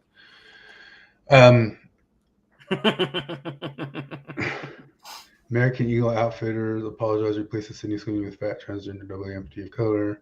But I mean, that stuff was going on so long. But part of me too is like so much of like this argument in the culture war just feels so. If even on South Park they said wokeness is done and all that sorts of stuff, and then you kind of stop and go, I totally agree. There's like a pressure that's off. But it's all just still there. It's all still just in all the movies, and it's all still just in every single Twitter argument and stuff. Maybe just the pressure's off or something like that. But nothing's changed. Every single movie is going to have every single trope. Any single ad that comes out is going to be a whole think piece for the whole damn universe. Just like this right here. Sacha Baron Cohen doesn't realize his midlife post-divorce body is repellent to most women. Yeah, is that the type of body that you would say is repellent to most women? I'm gonna send it to my wife. Like, hey, if I look like that, would you be disgusted with me? I'm guessing he's only going to be able to land a few 100,000 of them, but Yeah. but if he wanted to, you know what I mean. But I don't know. Maybe they don't like that he lost 75 million. He kind of got Me Too'd by his ex-wife and all that sort of stuff. But yeah, right. They don't care. Oh, speaking of which, man, did you hear that whole story of those hockey players in Canada and that rape case? I saw you posted something about it, but I actually didn't get a chance to check it out. It's outrageous, man, because like they had video the whole entire time of the women saying, totally soberly, I am sober and I consent to this, and this is totally what I want to do. You guys stop being so paranoid. It's like this South Park scene where like PC principals going through the frat house and be like, "You guys got your consent forms?" Yeah, and they all had consent forms, and then it didn't work. It was 100% like the most plain-faced, bare-ass consent on camera ever, and that was always there. This lady in the thing chastised like the internet community or whatever for saying like the problem with the media and all that stuff is they knew this all along. They knew it was this shut and dry. Like the thing got totally shut down and said this was a fake and bad thing, but those guys still lost their hockey careers because they've been wrapped up in this for 7 years. The hockey thing's hilarious because it's like, what are you doing at that point? You're pulling out your phone and like taking a video. Like, listen, if you're gonna ride my dick, I don't want to take no chances. Totally, you gotta be like, I fully consent to riding your dick, to gagging on your cock, and to probably 69ing with you. It totally was that. And the thing still that didn't work. When she went home and started crying about it and said, I felt used, it was her mom who made the complaint, right? And said, oh, we take this consent back and that sort of deal or something like that. I feel used. these guys, what do they get you on camera saying like, "I'm going to use you"? Is that okay with you? But we've heard that like informed consent is everything and all that sort of stuff. But of course, once that video came out, everybody said, "Well, why'd they get the video? Why'd they get the video? What were they doing? Did they know they were doing something bad?" And you're like, wait a minute. So the video of They were just trying to half-ass the Keanu Reeves cover hands. The video. They wanted to fuck, but they also wanted to cover their asses, and they were stupidly misinformed that, look, buddy, just jerk off or marry a woman, you know. The video of proof of consent is now also the evidence of rape. That's what they tried to like turn it into, you know what I mean? And it's so outrageously stupid. But yeah, it's not even funny. It's like such a thing of our whole stupid era right now that's still stuck in like this. This just happened today. They had that video for 7 years, you know. So it's like, well, the Me Too and the wokeness and all that stuff, but it's still everywhere. It's still everywhere and going on. You know what I mean? They got through that thing, but like, come on. This stuff cracked me up. So people. Did you see these? People took Sydney Sweeney is elite race car driver Elizabeth Fastrubber, but can she win the season title and become a Master Grand Champion? Find out this fall, only in theaters. It's Master Race. There's that one, and then they made it this one here. Can you see it? Let's see. Excuse me, miss, but I couldn't help noticing that you have absolutely massive milkers. With that one cheesy pickup line, Hank Henderson landed the girl of his dreams. But what will it take to keep her? Find out this winter on ABC's new drama, 14 Words. I like how it's Hank Henderson too. Yeah. That's so funny, like the goofy stuff people do. I haven't even read all of them. Audrey Hiller, a young woman injured in war, returns home in order to fight new domestic enemies, not to mention her own inner demons. Next spring in My Struggle. She's Audrey Hiller. My Struggle. That was a good one. That caught me off guard. Sydney Sweeney is a small town girl who loves her mom, her boyfriend, and her whole colorful community. But the one thing she doesn't much like, immigrants. Next summer's biggest hit, You Have to Go Back. And that one wasn't like any sort of wordplay joke, I guess. Huh? That My Struggle one fucking made me laugh. Oh, I hear she's going to play the White Power Ranger. They say My Struggle in different languages. Like, I wonder what would that be in Spanish? What's My Struggle in Spanish? Lucha, like mi lucha, mi esfuerzo, gotcha. like How do they say it in the? Well, in German they would say Mein Kampf. I thought you were gonna say in the Brazilian. What is that again? The Portuguese. Portuguese. It's probably say. Yeah, I got the Minha luta. I got the word right. Mi lucha. Yeah. Yeah.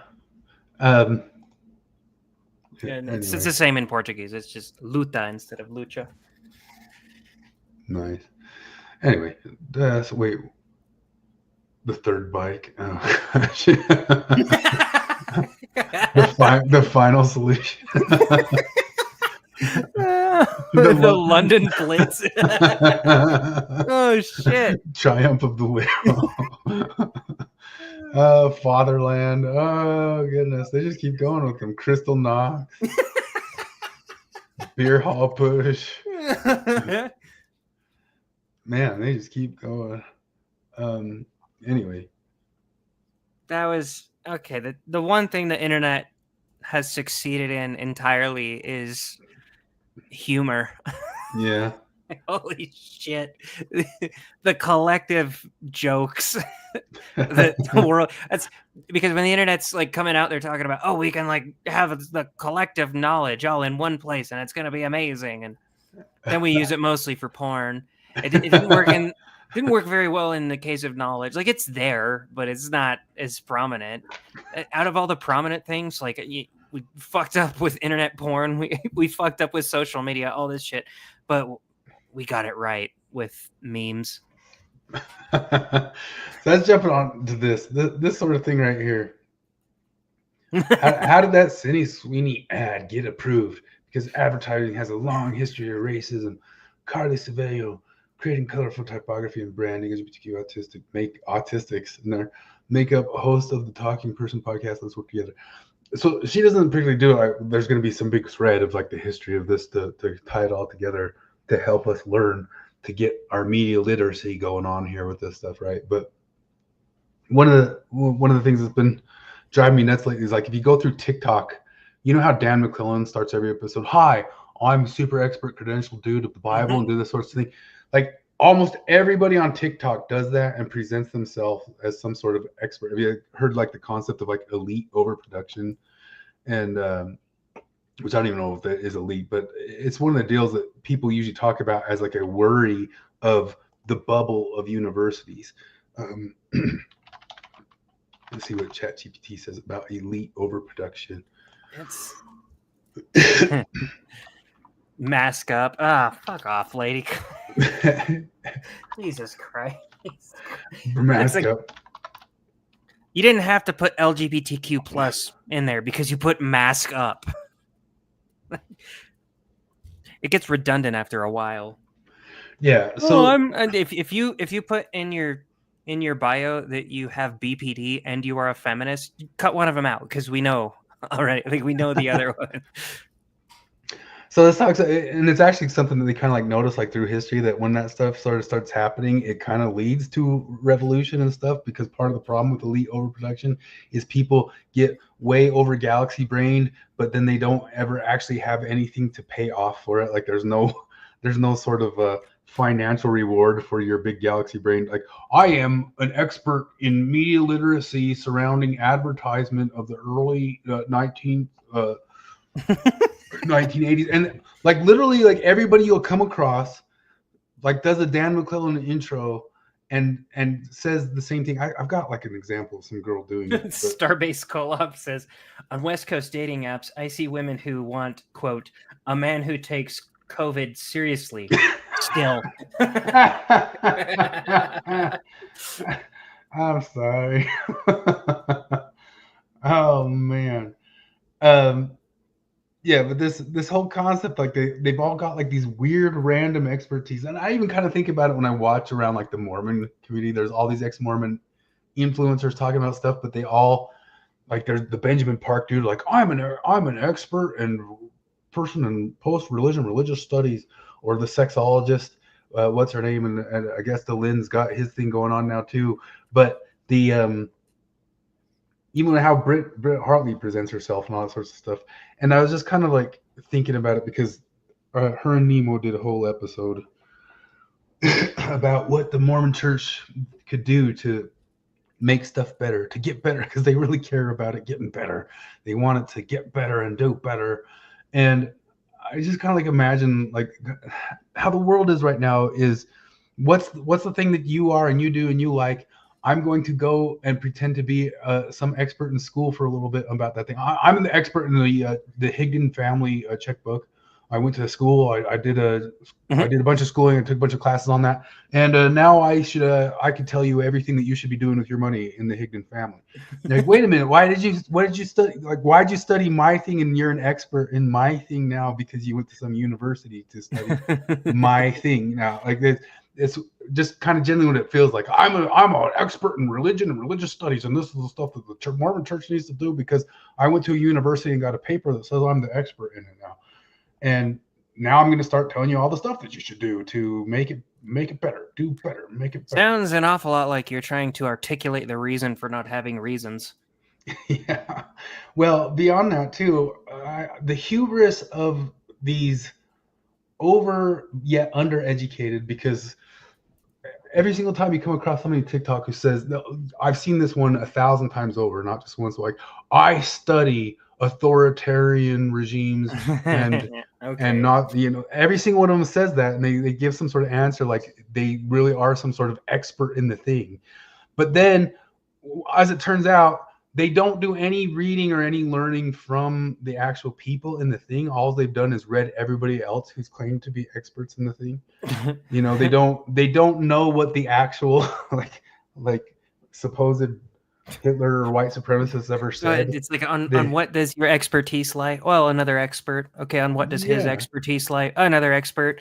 It's experts all the way down. And it's infinite. If you come across anybody who announces, and scroll on TikTok just for a little bit, you'll come across a lot of them who announce that they are experts in Christian nationalism. And the thing is, like, the whole Christian nationalism hype is just such a thing of the last 2 years, and there's already people claiming to be credentialed experts on the stuff everywhere. Yeah. And you're like, what are you talking about? But then you listen to them and they just like say, so and so said this about the Christian nationalists, and that other person. This is one of the things, if you go back to Peter Boghossian's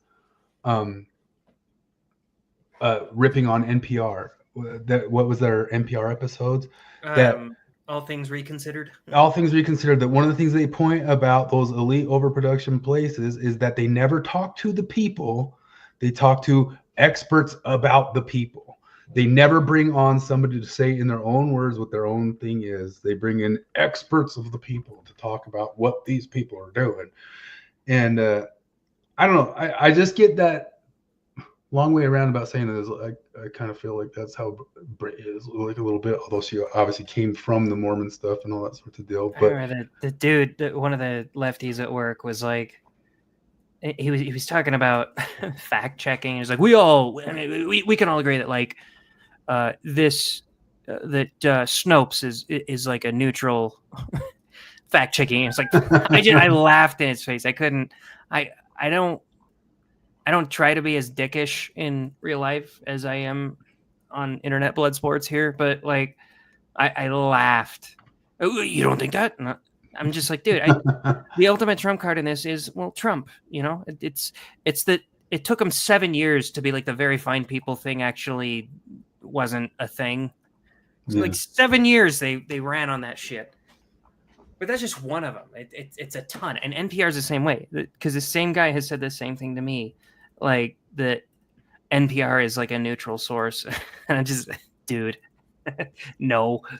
Yeah, and I love Boghossian's episodes on those, and I wish he'd kind of do more of them, because it was only like a 4 or 5, 6 part series on that, and I feel like they could do like a whole podcast of it if they were just sitting there roasting on it. But it's one of the things that just kind of drives me crazy about the people who declare themselves the experts of stuff, which brings me around to this whole thing happening tomorrow, the MMHA 12th annual conference. We saw something. What was the thing we saw on it? There was I guess I'll go to that. Oh, Natasha Helfer was posting some shit about it. Yeah, well, one of them was here. I'm gonna.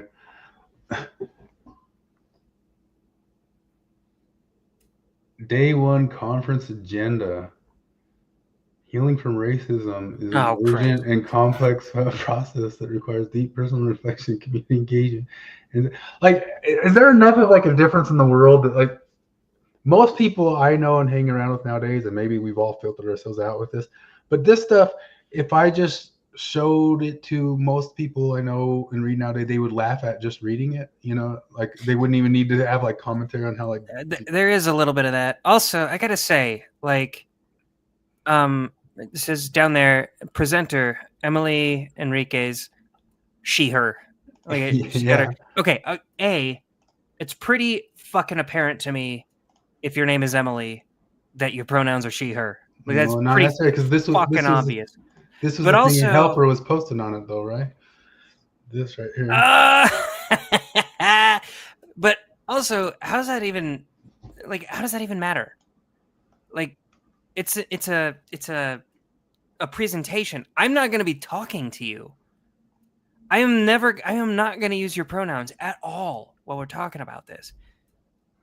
Oh my God, they're still using Latinx. Yep.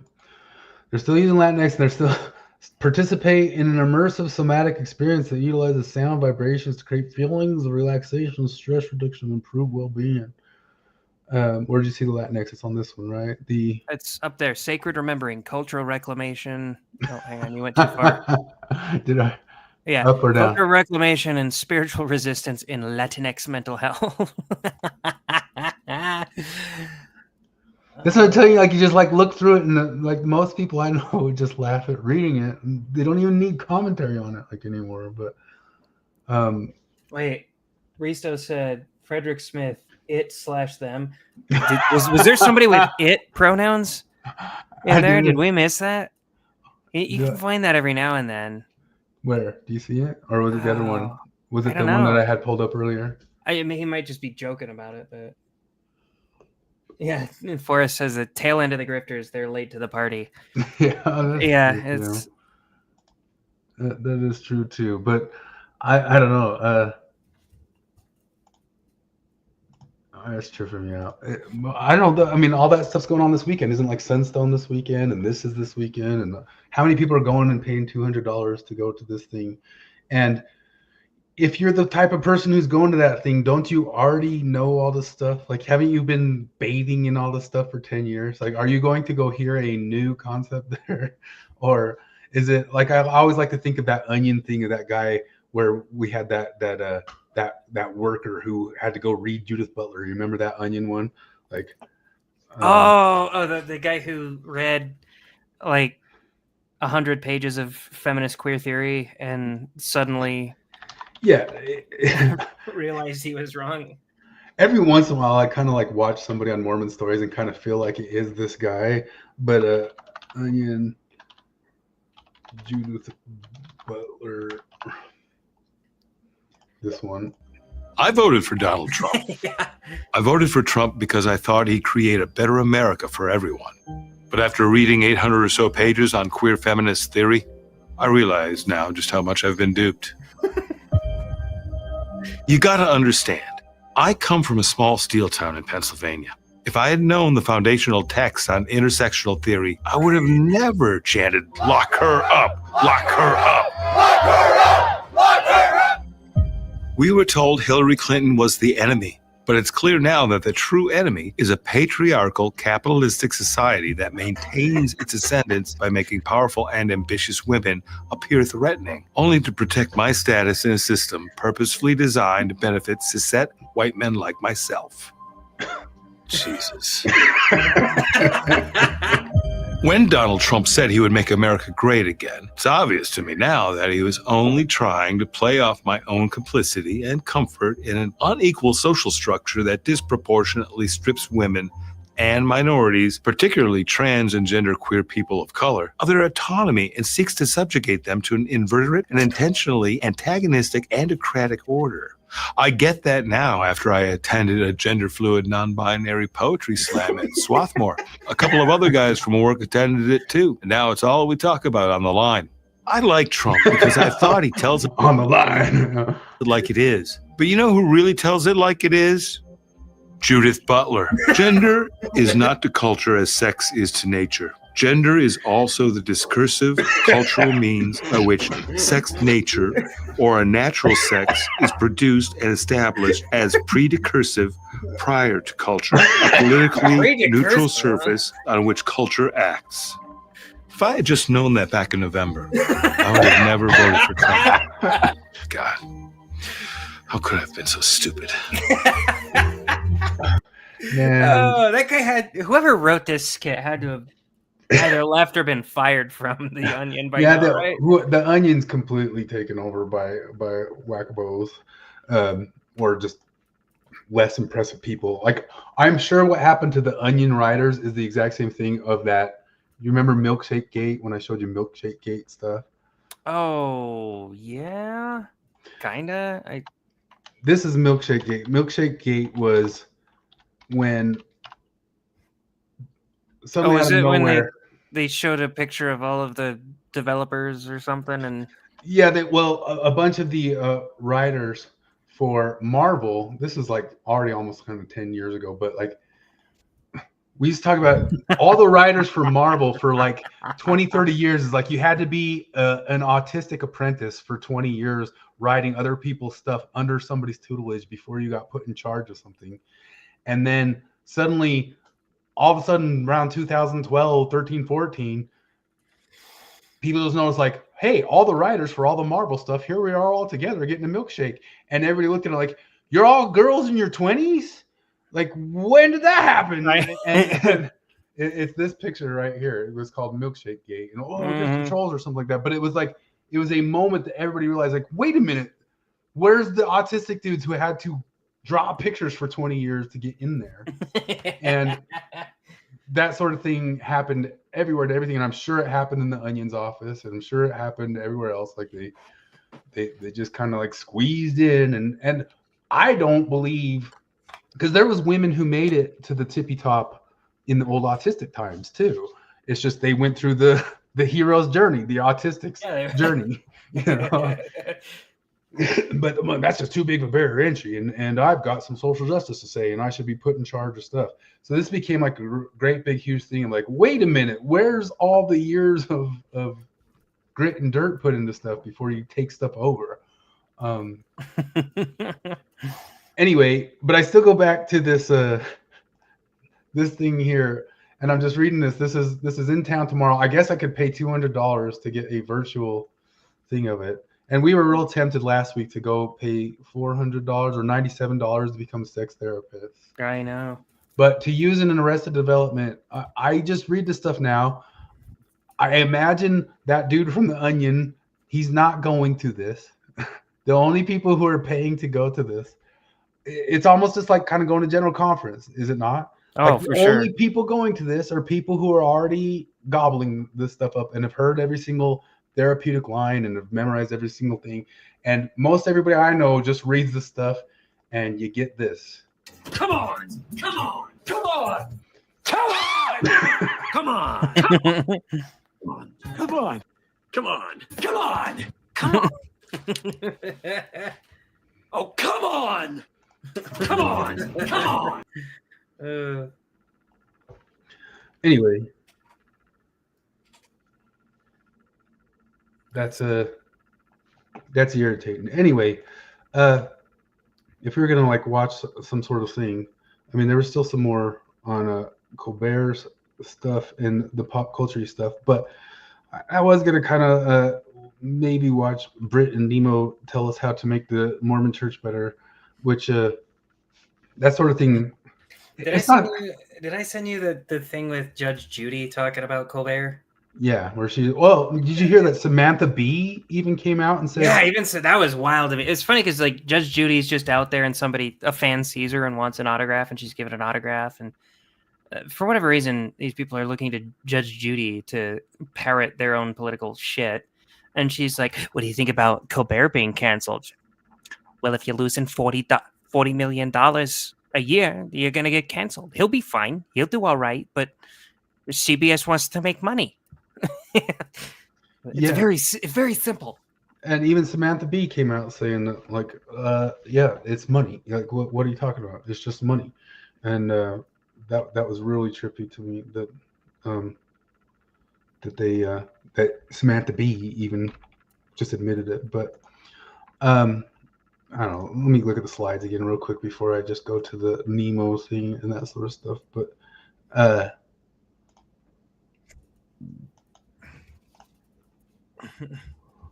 feel like I'm forgetting some things. Divas wipe. Oh, I did watch some Divas. Do you want some Divas? I always love some Divas. Did I have it saved? I thought I had Divas. Okay. I have this saved right at the perfect thing for, yeah. Oh, Tim Ballard got off.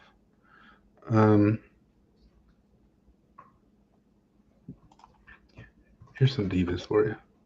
This is the typical type of stuff that you see. This is the most Utah shit that I've ever seen here. Let's see what that is. Look at this stuff.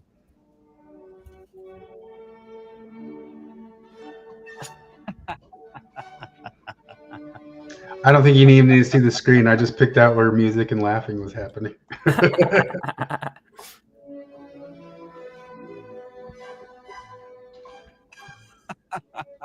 Oh my God. Yes. Yeah, that's set to the Blue Daniel. There you go. That was this week in Mormon News Roundup. I mean, I guess having a parade of people dressed as missionaries is kind of funny. I don't know. Or are there's actually missionaries? He was focused on the Tim Ballard thing getting thrown out this week. Which did you read about that at all? No, I just heard what you told me. Like the prosecutor's evidence gathering was all dog shit, and well, it was just illegal, but it was the gal just pulling it from the stuff before she had the rights to pull it from the stuff. And that was really it. Got the whole entire thing thrown out. But the RFM felt that the lawyers of the thing should get disbarred.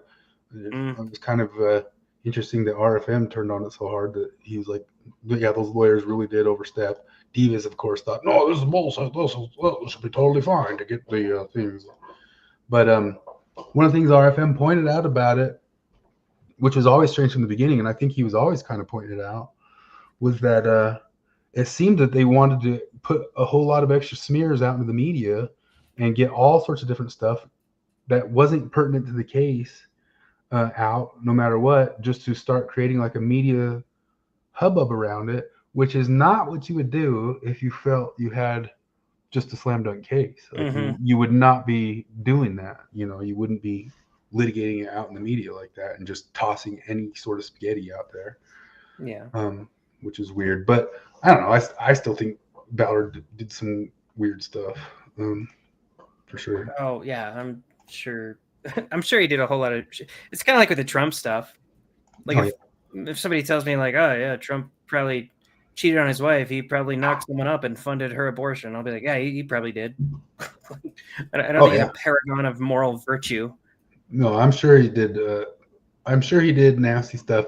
I do not believe there's evidence at any point of him doing underage illegal. I don't think there's evidence of him doing felonious stuff. I think there's evidence of him doing stuff that is disgustingly, like stuff that would be just disgusting for not any father to go do. But socially shitty. Yeah. Yep. But I'm also, like we always are, null hypothesis or whatever. If I saw evidence that he did, I wouldn't be like, okay, well now I'm okay. What's a little bit of child rape? What's a little bit of child rape? I mean, you know.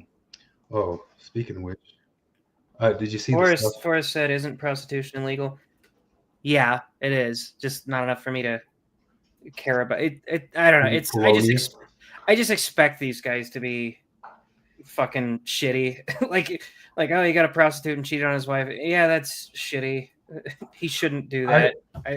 I still don't think there's like full evidence unless you call the Stormy Daniels thing of prostitution. I would definitely call it payoff for being quiet. I would definitely call it prostitution. But I don't think it would legally be prostitution. Probably not legally, but like it just like objectively speaking, I'd say it's definitely prostitution. If you one of the things, porn star and you gave her $200,000 to not talk about it. But I was just saying proof of felonious sexual relations. I don't think there's that out there at all, and I'm totally open that it could exist somewhere, or he did do it somewhere. I just don't think anybody has any, like, you see so many different leftist posts on there. Now that you have proof that he's done the felonious sex, I'm like, no, we do not have any proof that he's done the felonious sex. All we have is prostitution ever a felony? I don't know. Probably if it was like you're a repeat offender or something like that. Resto, maybe prostitution shouldn't be legal. Yeah, probably not. Well, it is legal in Nevada and stuff, but it wasn't until it's legal 2005. It's legal everywhere if you have a camera in the room. Oh yeah, that's true too. They just call it pornography and it becomes a speech issue. Speaking of which, a lot of people are up in arms about like that UK speech thing. This is kind of one of the weird things that's coming up. So Candace is getting sued by France. Robert Barnes is pointing out that one of the things that's kind of worrisome about that is it's not just kind of going after Candace, it's going after how much people can say all on different podcasts and stuff like that. And the UK just came out with like this games ban. Do you see that? Like it's supposedly like the sex games ban or something like that. And then they like slipped into the law of all that sorts of stuff. They say, hey, we're doing this for the kids, and the kids getting a hold of sexual material and all that sort of stuff. So in a weird way, it's like people can jump on with these things and say, "Oh boy, they should do these things, and these things are fine." Go after this legal battle, but they slip into it like you also can't say bad stuff about immigration or some sort of thing like that. And those things are getting slipped into these bills and stuff like that. That if you say anything bad about Macron or immigration, or if you say anything bad about kids getting into sex games. You see this? There's like a whole bill passed in the UK. Everybody's been talking about it, but I think we should ban omnibus bills. Just have the bill do the thing that you're saying that it does. Don't have a bill called the Don't Rape Kids bill, and then shoehorn in there that there's always the double adding another $50 billion to like foreign aid or whatever. There's always the double-edged stuff of that sort of thing. Oh, that's right. Forrest is from around the area where they used to. You remember used to shoot that Bunny Ranch show that would come on like after Howard Stern. The great humanist of our age. Back in the early 2000s, there was just every single night there'd be a half-hour show of the Bunny Ranch in Vegas, followed by Howard Stern getting women to do terrible things on radio. And now he's our hero moralist, like shaking his finger at all of us. All this stuff's weird, but I can't think of a single thing yet of Trump's that's a felonious action. Well, except for the claim that the fakest claim that there is that Eugene Carroll lady, like one thing I know did not happen in his life is Eugene Carroll's story. Did Trump do some sex that I would want to beat him up for? I bet. Probably. I bet so. Like if I was there at a party or saw some sort of thing go down, like I would like to wring that guy's neck. I bet you he's done that in his life for sure. Anyway, what were we getting onto? We talk about. Do you see the stuff floating around Twitter of the two gay guys who had adopted a kid, and they were showing video of the birthday of the kid, and then it turns out one of the guys is a sex offender? Yeah. Like that one's like, how does that even happen? Like I thought there used to be. You'd think there would be. So I guess I don't know. I'd say surrogacy is a new enough thing that like. Oh, was that surrogacy? It was surrogacy, and it's a new enough thing that they probably don't even have all the kinks worked out. So. Yeah. I don't know. Yeah, so that's surrogacy. Yeah, I guess you couldn't do anything about. There's no regulation against doing a surrogacy, right? Not that I know of. I'm not sure about the laws around it, but like I'm sure if you're trying to adopt somebody and they find out, I'm sure they'll do a background check on you, and if you're on the sex offender list, they won't let you do it. But surrogacy is, as far as I know, all private, so it's not like they can really. Jeez, I didn't even realize that's how, because I was like, how did an adoption? No, it wasn't an adoption, but that's trippy, man. I had a video of it, but I just wanted to show it. That's just what's to say about it. I guess you can't say anything about it. Like they did a surrogacy. Yeah. Jeez. Anyway.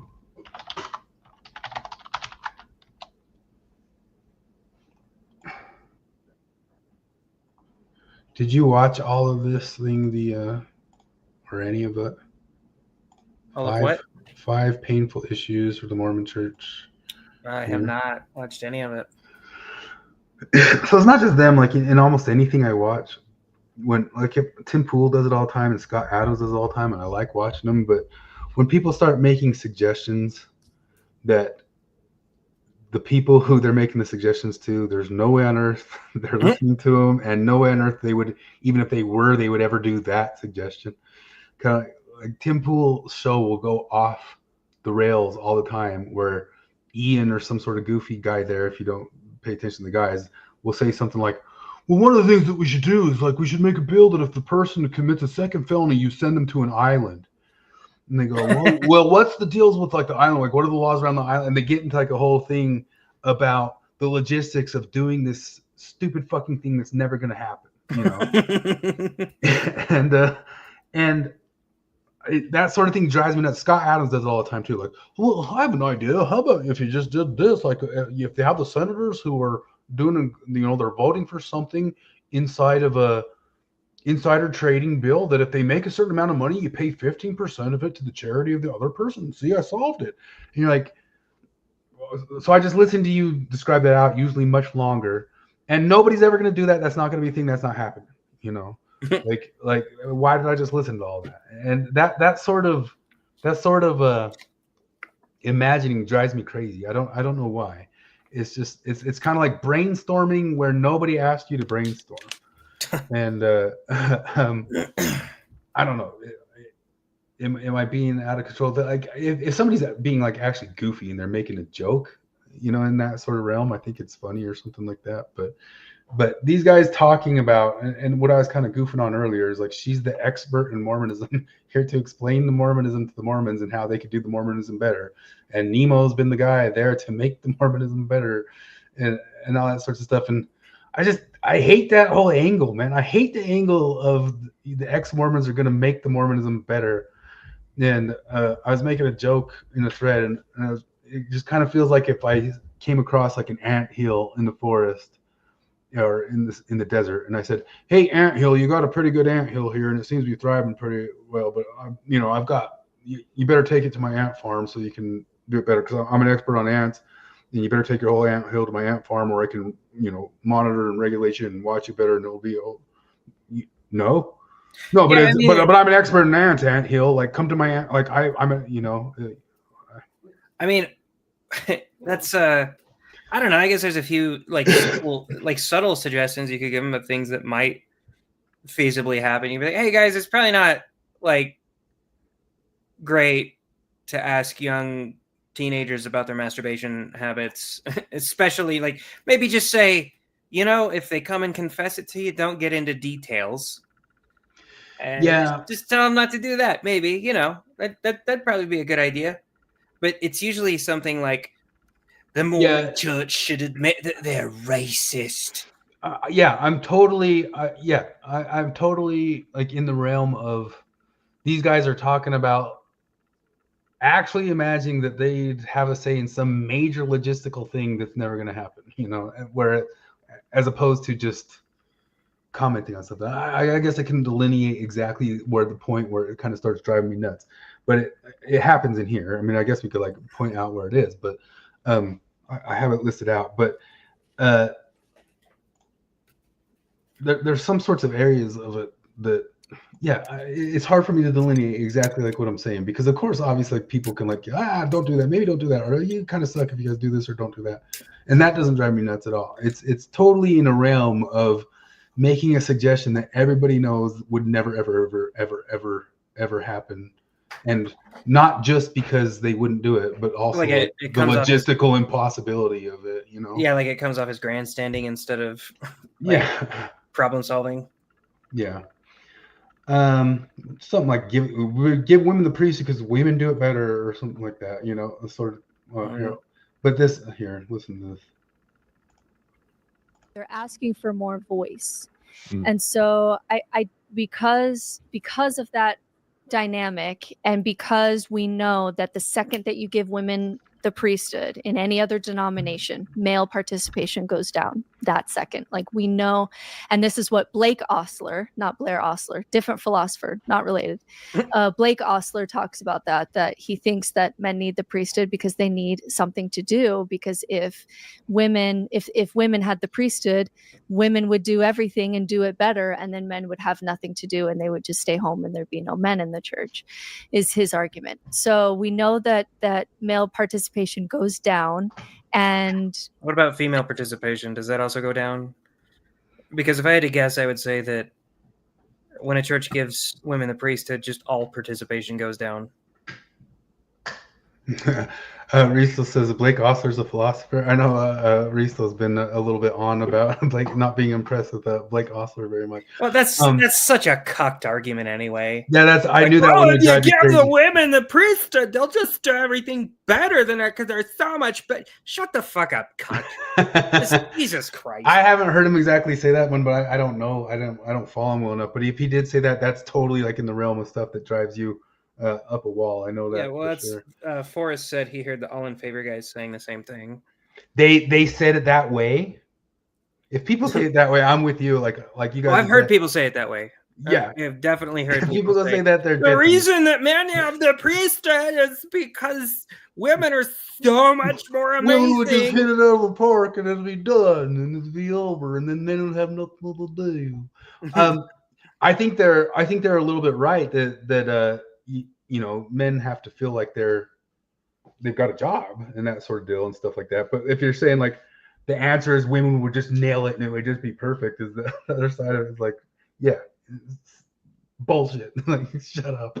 You know, if women had the priesthood, I never would have done any of the dangerous, fun shit that I got to do at scout camps. We jumped through bonfires. Like we set up a fire and then we kept jumping through it. If women had the priesthood, we would have, and they saw us do that. If they were the ones there watching it, we actually can't do campouts ever anymore. Yeah. And generally, like, if you think about the stuff that we say that Mormons should do that would help them, is generally just kind of do the stuff that they've already tried but seem to work. You know what I mean? That's usually, so you've been there before, you've done it before, do that. And these guys have a couple of comments like that in here. But so that was more on the guy that she was quoting there, if that is something that she quoted. But here's her saying they should take up the other Ostler's philosophy. And that's like an area like, just come on. Yeah. That's not happening. Children either here or in the next life. Yeah, it's very weird, and the church kind of plays both sides. So when we're talking about gay marriage, they'll say like, we know that this is not the order of heaven.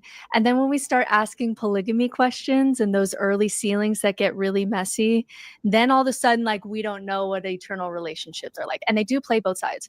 So the best philosopher when it comes to queer theology is Blair Ostler. And she's been kind of out of discussions of late. She's been out of the public eye, but she wrote a book, and she was public for some time, talking about doctrinal options for queer theology. Because when we do look at the early church, we have men being sealed like under like it was almost like a dynasty. So men would get sealed into like Brigham's hierarchy, and we have slaves being sealed to Joseph to eternally, serve him. And we have non-sexual sealings. And so essentially Blair Ostler takes that and says the earliest doctrines that we have on sealings wasn't about a man and a woman. It was about sealing together the human race, sealing together everyone. And there was a variety of options that you could be sealed together. And so she kind of took that, all the messiness of early church sealings, and said, hey, we have options here. It was never about monogamy. We have Dallin H. Oaks just last week talking about mothers in heaven. Even today, we're not talking about specific monogamy. And so why have we created to be this monogamous thing when our history is a history of non-monogamy? Yeah, I think it's important to say that this then goes to a spiritual place, right? This isn't saying that, same-sex relationships will be acceptable necessarily in this life before they're acceptable as an eternal thing. But what I think we do see is what happens eternally in the church then ends up essentially becoming acceptable because physically, because the argument is, well, if that's how we're aiming to live in the next life, then why would we not try to live that way now? Yeah, and there is doctrinal, and a lot of Mormons today don't know this, but there is doctrinal precedent for the idea of God. Yeah, after he had that, I guess he had like some sort of seizure or something like that. It came out straighter. Oh, okay. Yeah, I saw some people talking about it and noticing being communal, that God is a community. And so if sealings are a part, if the point of sealings and doing all this temple work is just to seal the human family as one, so that we all learn from each other and it's like a kind of collective God. And we even have scriptures that will support this idea of like a council of gods. If that is the concept of God, you could certainly build on that to create all kinds of relationships that could seal into each other so that we're all connected together. If the point of it is connection, you could get there with early Mormon doctrine. Because I feel like in many ways the church's attitudes towards homosexuality aren't necessarily theologically grounded in anything specific. So that's twisting around the early Mormon doctrine to make it the new thing that you want. Well, that's the whole. I mean, it's the whole rainbow history thing. Anytime men show any amount of affection to other men, like, oh, he was actually gay. Like, remember that time that Achilles got really, really fucking sad that his best friend was murdered? Like, he got so sad, he was probably boning him, right? Like, he had to have been. And so when you go back to this, like, my admittedly very limited understanding of the sealings between men in early Mormon history is that it was like kind of sealing you to a brother, basically. Like, you are now with me in my lineage or whatever. And of course the queer theologist would take that and be like, see, Mormonism is open to sealing two men together. Therefore, they're open to gay marriage. And they're kind of admitting that it was only that there, and then they'd have to twist it around to use it to make this new edition of a thing that they would never do. So that's just kind of like right up the Foucault path. You know what I mean? Leslie brought up a good point. Does anyone think that teenage boys would actually confess to a middle-aged female bishop about looking at porn? Oh my goodness, no! I didn't think about that. No way. Man, I couldn't imagine that. But I mean, it was already tough. Confession and that sort of stuff was always a tough concept for me. And I never did it with a male bishop, but there's even less chance I would have ever done it with a female bishop. Yeah. Luckily, being from Utah and being young, I genuinely before 18 I saw some porn from a distance a couple times that one of my friends had, like from across the room. I saw him like hanging out, like dangle like a Playboy picture, and that was genuinely the only experience I had with porn until there was one time that on my computer you were able to download a Playboy. And it took so freaking long. Like it took like 14 and a half hours for the thing to come across. And my dad caught us doing it before it even got anywhere. And so like if I was around in like the era of being able to get porn easily, that would not have been good. I do feel bad for kids in that. Forrest said, I told my male bishop that I respected because I was all about keeping my integrity. I regret it and should have lied to him. I don't know, man. I'm on the exact other side of that, and because I always lied about it. I never told anyone. I broke down and fessed up to my mom one time, and she told me not to tell the bishop because, quote, his daughters think you're so awesome. I do kind of feel like, if I would have confessed to the porn stuff, I still would have hated my mission, but maybe I would not have went the entire mission thinking that I'm worse than hell, I don't know. It's kind of like it's deuces for me, really. I'm totally wrong too, and I forgot about an incident now that you brought that up. I did. So my dad did go make me talk to the bishop about that getting a hold of like a porn incident or trying to look at it, and I did go talk to the bishop, and I do think that guy never treated me the same afterwards from before. Like I grew up around him my whole entire life, and he was always like, hey there. And then after I went in, he was just like cold to me like the whole rest of the. And I don't usually get upset at stuff like that, but I do totally think that happened. Forrest says, I don't know why I said male. Yeah, I don't know. I don't think it would have been easier to tell women about that. That wouldn't have been easy. But I don't know. I can totally see that being tough for chicks. I would not like to go into I totally see that being tough for chicks like the whole entire time. I totally get why some people said there should be some route for girls to confess to women or have somebody to do that with. And be honest with you, I bet you there's a ton of males and a ton of bishops who would be like, I would love that too. It'd be my favorite. I would prefer if we had like a designated woman to go confess to. Casey says, wait, you guys didn't think the bishop could discern our lies? I might have at one point, very young, but I was pretty early on. I was like, this guy thinks I'm being honest. I was a late bloomer, man. In fact, I was like a late bloomer and like so innocent about it that I probably didn't notice that those bishops thought I was lying a lot when I totally wasn't. But I did get started before the mission, just barely before. I was already 18 before I ever like did any sort of like a masturbation. But dude, I was probably like 11 or something. I don't know. It was like I was like at 18, but I was exposed.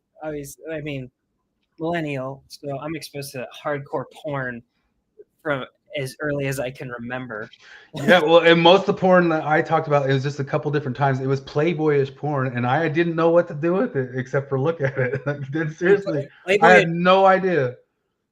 Playboyish porn at this point even seems almost tasteful compared to the shit that's out there. Because, like, you remember when when softcore was an actual genre of porn, like when people would talk about that, because it just isn't anymore. You never hear anybody mention softcore porn.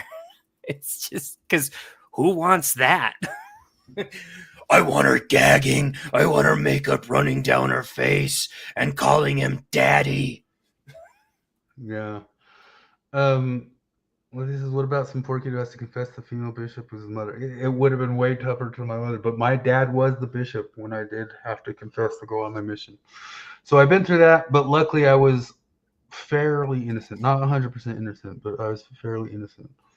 And then obviously he had caught me when I hadn't been innocent, so I didn't have to confess that.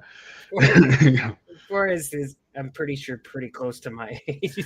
PSP porn was brutal. Using the joystick on the browser was a struggle. I never had a PSP, but I definitely had a PlayStation 3, and that was how I saw most of my porn. Dude, you don't know how it was. Like, I 100%, if I had access to it, like you would have had access to it, I would have done it. I remember sitting there and daydreaming of like this time that my parents drove through Las Vegas, and I was like, I thought I saw some stand of some magazines that might have been open and you could have ran out and grab it. And I was fantasizing in my head of like how maybe there'd be like a moment where they stopped at a red light and I said, hey, I've got to throw something in the garbage, and I could like throw out to the garbage and like grab something out of those magazine stands, and then I could have some. Or I'd hear some of the stories in Mormon church of like, I came in the forest and I saw some magazine and I did not grab the magazine. And like, why can't I come across a magazine in the forest? You know, that's all I would think about when I was like that. The only time that ever happened to me was when I was going into an abandoned school that, like, from the, I don't know, the 30s or something. It was boarded up and shit, and we would, for fun, break into it and explore. And there was a porn magazine in it one time. I wasn't like tempted by it because I got my PlayStation. Well, I don't need that. This is nothing. Yeah, I did not come across like the only porn I came across until I was like 18 was all Playboyish, and then yeah, it wasn't until. That's why you're so much more wholesome than I am, I guess. Yeah, I guess so. Well, except then you get down to Mexico City. My mission's on Mexico City, dude. My mission. You probably had this. Oh yeah, the porn on the magazine stands. Yeah, porn on the magazine stands. But I lived in this area that was called Tepito, which is one of the largest black markets in the Western world. And you could get lost in that, and you could take a turn, and you were in porn section, man. And it was just everything hanging on the walls and all stuff. Like most of my worst porn I was ever like just stumbled upon was on my mission. The first. You know what's funny is I think I probably told this story before. But at one point on my mission, I was at the very southern tip of Brazil. So the town was separated by a river with Uruguay. So there was Uruguay on one side and Brazil on the other. And in Brazil, they have really strict laws with smoking. So like cigarette companies actually have to print like images on the cigarette cartons of shit that'll happen to you. Like, oh, impotence. Oh, gangrene or whatever it is, like, oh, lung cancer. And it's these terrifying images. And in Uruguay, they're like, just put whatever you want. So they just put porn on them. Like, so I'd see, like, I'd be walking around, and I don't know how it is in all of South America, but places I went, they did not give a fuck about littering. So they were just cigarette cartons on the ground. So I would see a gangrene one, and then next to it, like 6 of them that were just some chick in a thong showing off her ass while holding a soccer ball. Yeah. So in Mexico, all over the place, they were really into these drawn, like these kind of cartoonish porn books. Like they were probably the most famous, like the most everywhere porn books were picture books, like little half size, about like this big picture books of drawn porn. Did they have that in? I don't know. They were everywhere. They were like, if you went to any stand, like just any sort of like tortilla shop or anything, there'd be like a little stand of these like half-sized drawn. If I Google this, it's just going to be like a porn search. Half drawn some porn. Mexican. That's not hentai porn books on every shelf. Oh, come on, big money. Don't make this thing, man. Tijuana Bible. No, that is not them. But it didn't make a porn thing either.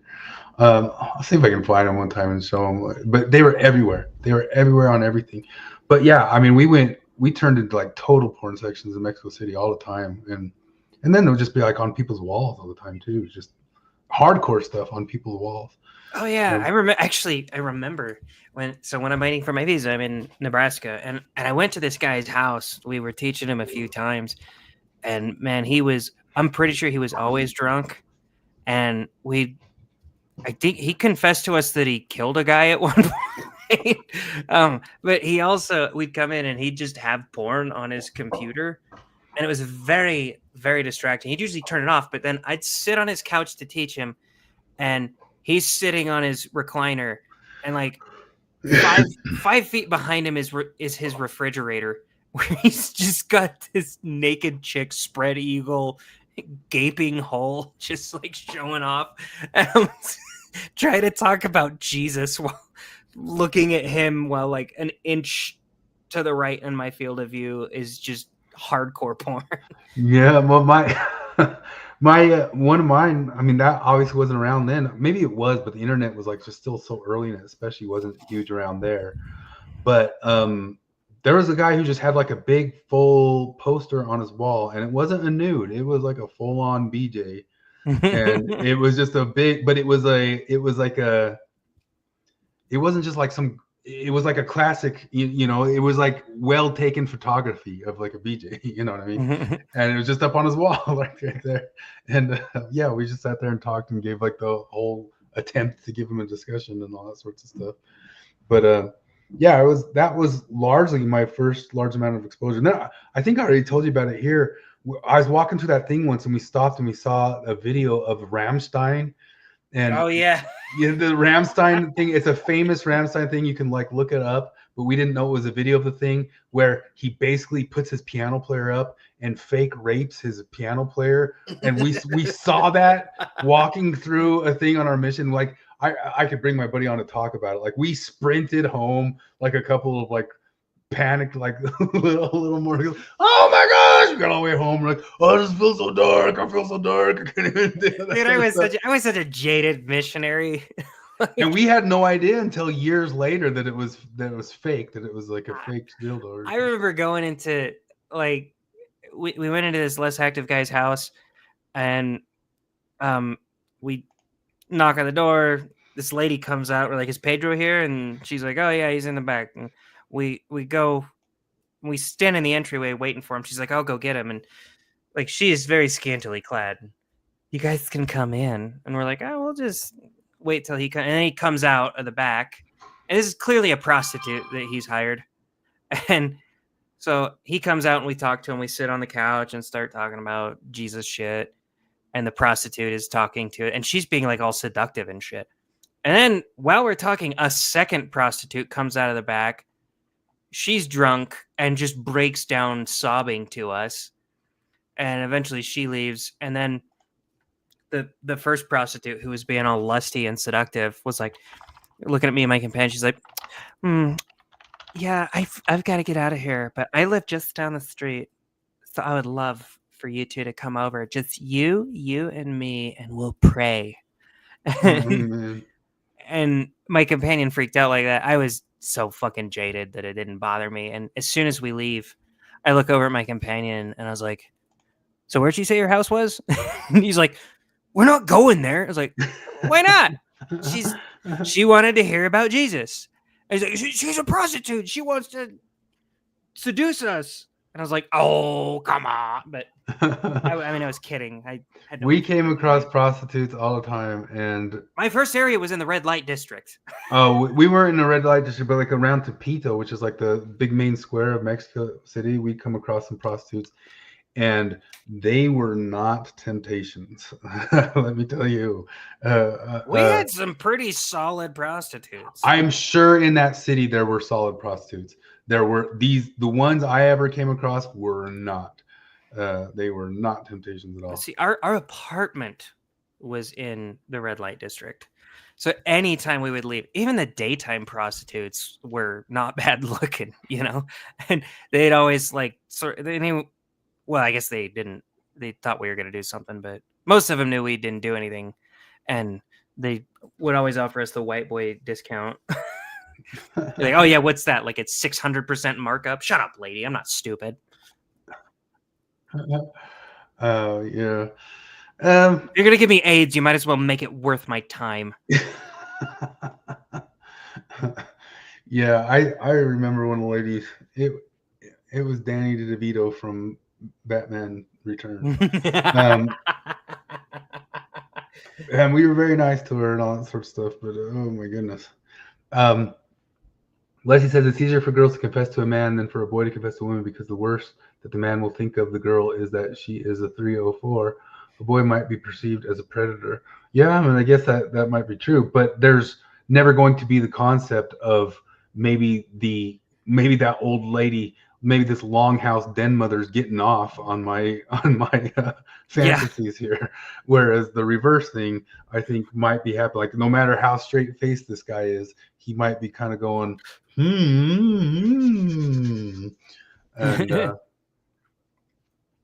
that would be, I don't know.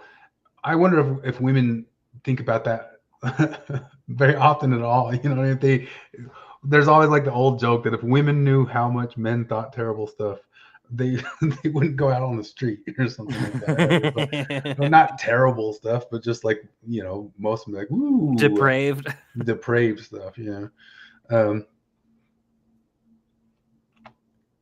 So I don't know if I want to pick on these guys like too much anymore, but there is like this one little part about philosophy that she talks about. So I don't know that I cared that much even, but oh man, did I mess it up? I messed it up. I did. Talk amongst yourselves. I'll give you a topic. What do I like to talk about? I mean, I've already talked about all the things I like to talk about. What else is there? Nothing.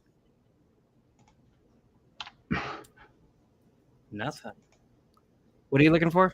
I found it. All right. Just the last part of this.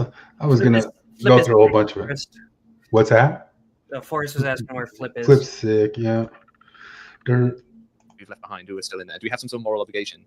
Nemo, this is why I want you. Oh, I'm back a little bit more. I'm literally thinking out loud, so come for me in the comments by all means. But do we, as a community of people who have left or been forced out of the church, have a responsibility to not make the church feel so threatened that it almost squeezes down on the people who we've left behind, who are still in there? Do we have some sort of moral obligation? Nemo, this is why I want you to go into philosophy. So I'm going to back up that question a little bit. Because when we, it's the question, that exact question was the question that gave the 4 new atheists the most trouble. So when they had their conversation, I'm way backing out of Mormonism for a second, but I think it's relevant.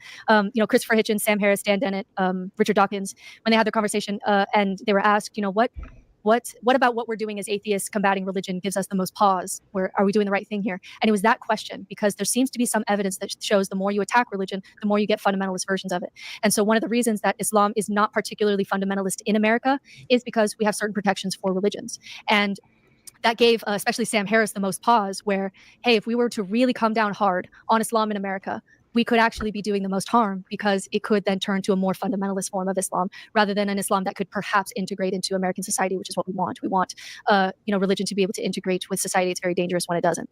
So it's a very deep question that especially my group of people, atheists, will talk about, which is how do we critique religion without attacking people's identity so hard that we get a fundamentalist response? And I don't have a great answer for it, but it's a fantastic question of like, how do we critique well where there needs to be critique, but we always have to, and my personal answer for this is I want to be hard on ideas and soft on people, because as soon as I say you're a dumb person for being Mormon, for believing this, for supporting this, you're evil, you're bad, you're wrong, you're stupid, that's not only unfair to that person, but it also, that person's brain has no choice but to defend their own identity. And so I want to separate kind of identity from, let's just talk about ideas. Let's just talk about ideas here, and we'll take the identity out of it a little bit. That's how I try to do it, but it's a very deep question that I'm glad. Isn't that philosophy though? It's like, it's a great question. I have the answer for it. That's all we do. That's all philosophers do. You nailed, you got to the bottom, you got to the question, and we define the question. And we'll talk forever about the possible answers because there's no answer. But you're right. That is the philosopher's task. Is half of it is just defining the right question. Okay. So provide Should I always hate it when people call themselves a thing? Yeah. Because there's like a few things. Whenever somebody calls themselves a comedian or a philosopher or a musician. I've been playing in a band that makes money and stuff, like enough that we have to file taxes every year for 15, 20 years. And I have not used that term on myself and wouldn't use that term on myself until it's a profession. Like if it's not my profession, it's not there. That's just how I feel about it, you know. Maybe the same thing with philosopher too, or something like that. Like I dabble in philosophy. I read a bunch of philosophers, probably more than bunch of people call themselves philosophers have read. But yeah, I don't like using it in that way, unless it's like your profession, then it's fine. I don't. Is that the line you would draw with it, or even then you? I don't really know. I've thought about this, like the line that I would use. I'm like, because comedian, like you'd be up. The Surfs called himself a comedian. No, he's not a comedian. Oh, I know. That's you wouldn't be upset if Shane Gillis called himself. Yeah, well, because that's what he is. I don't know. It's kind of like I don't really know how to say it, because anytime like Cara Burrell calls herself a comedian, I'm like, okay. First off, you got to be funny, but like even if you aren't funny, like it doesn't bother me when Amy Schumer calls herself a comedian, because she is professionally a comedian, you know. Well, I thought there was a term that was different than comedian for like comic actors. Isn't there a term that's different for that? Yeah, but she does stand up too. Oh, she was pretty popular in her time for stand up, though, wasn't she? She'd do like a Carol Burnett. She'd do like a nightly stand up thing. Kind of like Jay Leno or something. I don't know. Maybe she did some good stuff. I only watched one of her specials in it. I just heard last night on the Tom Woods show that she grew up a Christian Scientist. Christian. Really? Yeah. Whatever the hell that is. And Michael Malice has a copy of the first book of Christian Science, and it's full of wackadooisms. But yeah, philosopher. This is what I want to get. Yeah, that was goofy because I actually kind of like Nemo's response to it. It was like it's kind of philosophy is asking a question and being excited about it and saying, I don't know. Oh, Christ. But I do think maybe this is more of a flaw, you know, like because like Forrest said, I'm pretty anti-authority, but you guys are next level. Risto asked him like why to elaborate. And he said, Chris won't even say he's a musician, but he's been playing and performing for years. Like, maybe this is a flaw that, like, we both have in common. That, like, I hate people who take themselves too seriously. And should we say we're podcasters? We've been doing it for 3 years.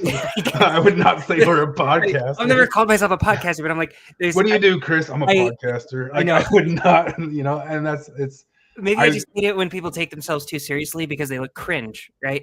And you can commit the type 1 or type 2 error. The type 1 error being that you tell yourself that you're something better than what you actually are. The type 2 error being like you don't claim to be the thing to negate the risk of looking cringe. Maybe that's what it really is. But there is something to like how annoying it is to call yourself a philosopher or like a musician or any of that shit. I don't know.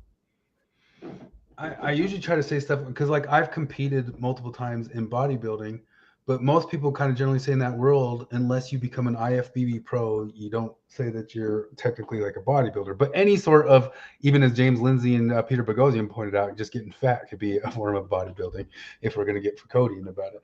But who's to say that's not bodybuilding? But I've qualified to compete, like I've nationally qualified to compete in an IFBB pro thing. Could I say I'm a body? I don't know. I wouldn't, but I totally say I'm a senior professional in human resources. That's the area I really do have credentials and make a living off of, you know. So that's what if people ask me, what are you? What do you do? That's what I am, and that's what I do. You know? If I were you, I'd start claiming a musician thing before that. If I were a senior professional in human resources, I would admit that to no one. I saw like, yeah, it is the thing I'm most embarrassed about. It is my great shame. But I saw, that's why I put on here that I'm Doogie Longhauser. because the human resources director is a guy. You're basically Doogie Longhauser. Although I was telling these guys earlier today that like I totally realized in the HR world where an ideological HR person could tweak things like you wouldn't believe. Because I have all these different situations where somebody comes and makes a complaint, and the complaint that they make doesn't rise to the level of being something that is actually a legal thing. But I could coach them how to make it that, you know. And so like in any given situation, like I have to just, what I actually do is try to stay neutral, hold back, lay back, and let it come if it comes. If it doesn't, it doesn't. They've got to say it, you know. But you totally like notice the situation that if you had some ideological person in this place and they wanted to get rid of this person, you could coach this person in how to saying the right thing to make it a big deal. And yeah, there's all sorts of, I'm positive that happens all over in the world of, and you could almost anybody, they're like some person in the company, like I don't like that person. Sooner or later, somebody's going to complain about him, because honestly, nowadays, if any manager is doing their job, they get a complaint about him. Like one of the most common complaints I get is, this manager is harassing me. What are they doing? They keep telling me what to do all the time. Like, yeah. That's 9 out of 10 of them. That's 9 out of 10 of them. It really is, you know? You know what? One of my favorite things to do is kink shame casually, right? And the funniest kink, what's the gayest kink you could possibly have? It's being a cuck. That's the gayest thing. Like you could. Wouldn't just being gay be gayer than that? Nope. Being a cuck is way gayer than just being a gay. Like if you're a dude and you blow like 13 guys a week, and just massive orgies, you are less. You can look over at the cuck and you can be like, Jesus, that guy's a fag.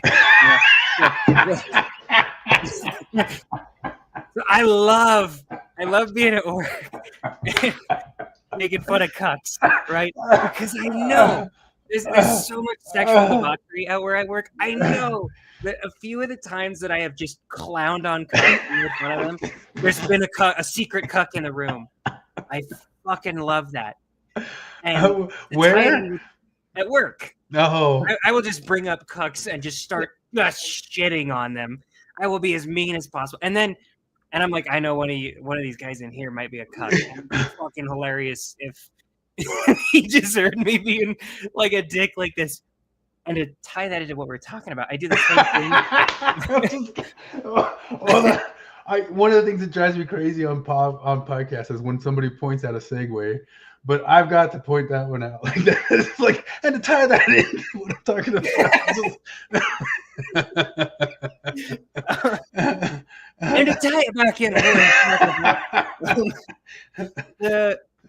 I do the same thing with like douchebags that run to HR. Oh yeah. There are dudes that I know of that I know they don't know that I know, but I know that they went to HR over something retarded. And anytime HR gets brought up, I just start making fun of people who run to HR just mercilessly. And I'm like, how do they think I don't know? But I know. And he's sitting here seething inside because I'm just sitting here like, yeah, what kind of a little bitch would run to HR because somebody hide his little feelings? Just full boomer, you know? Yeah. Well, to say it, the flip into that, like I say 9 out of 10 times is complete over picky stuff. Maybe a few of those are like, it's kind of like on the verge. But I do got to say, the 1 out of 10 times, it's some real deal stuff that, like something happened to somebody like. Did you see Steve's comment? I hear cucks and I see that look on Nemo's face. I'm picturing Nemo with that exact look on his face in a hotel room in that little corner that they always have. Just disavow.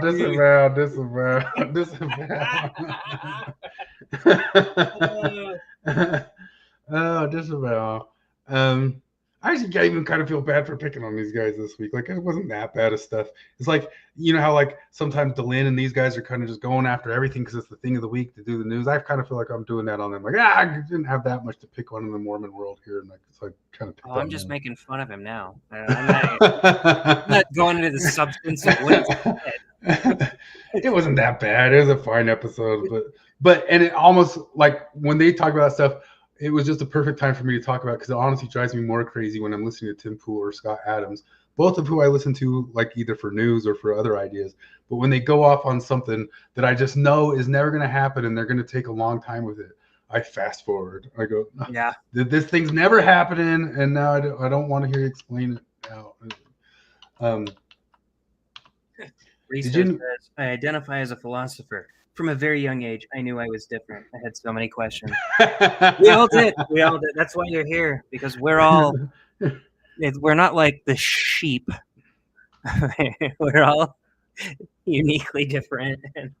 Philosophy is such a weird thing, man, because like I said, yeah, Risto up there a while back, he was like, wait a minute, is Blair Ostler really a philosopher? And I was like, yes, absolutely. And I say that in such a disparaging way. Like Casey was talking to us over on another thing about like the isn't there actually something generally interesting about the concept of people having different perception or different things in their mind with different words, which is of course, but I said it forever ago here, and I think it's kind of generally true that I don't think there's much in philosophy that any kind of sort of like curious mind kind of just didn't accidentally kind of think about anyway. You just hang with friends, or if you go through religion or grow up in life, just like the concept of like, is your red my red? I think there's so many things like that in philosophy that most people come across, you know, or even have already thought about, and then somebody's just like really fleshes it out, you know. But what was I going to go to? Oh, I thought this was a funny comment on this. I know. David Archuleta breaks free in a powerful new memoir, Devout. He says, how many times is this guy going to break free? Dude, well, you think about it. Think about how much stronger and braver he is than you. Like, how many times have you broken free? Huh? Can you tell me a single time you've broken free of Mormonism? I did it in press releases with my what do they call that, for my PR director, and we did it in 6 months for over 10 years because we knew that's kind of the only thing really holding me to relevance anymore. So that's how I did it. I don't know how you did it. I just kind of stopped going, you know. It was like I don't. No, I did the 10-year thing for publicity. And I do say a little bit of self-awareness here.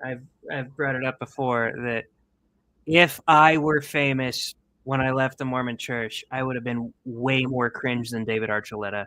I would have been at least as cringe as Tyler Glenn was. Honestly, too, like, go back to that Judith Butler thing, the Judith Butler and the guy being exposed to Judith Butler. In a weird way, I was that kid in college who was exposed to it that way. Like, I didn't know. I'm some football jock. Like, what's this Judith Butler? Yeah. You know, and I got exposed to it that when I was a young guy. And I was like, well, I guess I got to gobble it up and I got to believe it and that sort of stuff, which is just kind of how I took it. I didn't understand it at all. And it wasn't until later I said, oh, it's bullshit, that it made sense to me, which happens with so many things in life. Like, until you go, oh, it's bullshit, it doesn't make sense. You know what I mean? Hegel's that way too. But I totally would have, like, if I hadn't gone through that whole process and the process of running into people being shitheads on stuff, I totally would have been just some guy like, well, I read that stuff in college and they said it was true and right, and they were professors and it said PhD doctor. So I guess it's just true. I guess I got to go with that because I heard that, and now I'm winning an Emmy and a Grammy here now, or whatever they are for the music. Yeah, see, Tyler Glenn was an eye-opening experience for me because he left the Mormon church when he was pretty damn famous, you know, and I like they released the album, right, and it was called Trash. And that was the single. It was called Trash. And I was like, oh, man, I'm so jealous. I wish I would have been a famous musician and come out of Mormon, because I would have done this too. Let's see what it looks like. And I watched the music video, and he's doing like the temple handshakes in the elevator and spitting on a picture of Joseph Smith. I was like, oh, fuck. Oh, thank God I wasn't famous. Like, this looks so cringe. Because break free is really the relevant term here.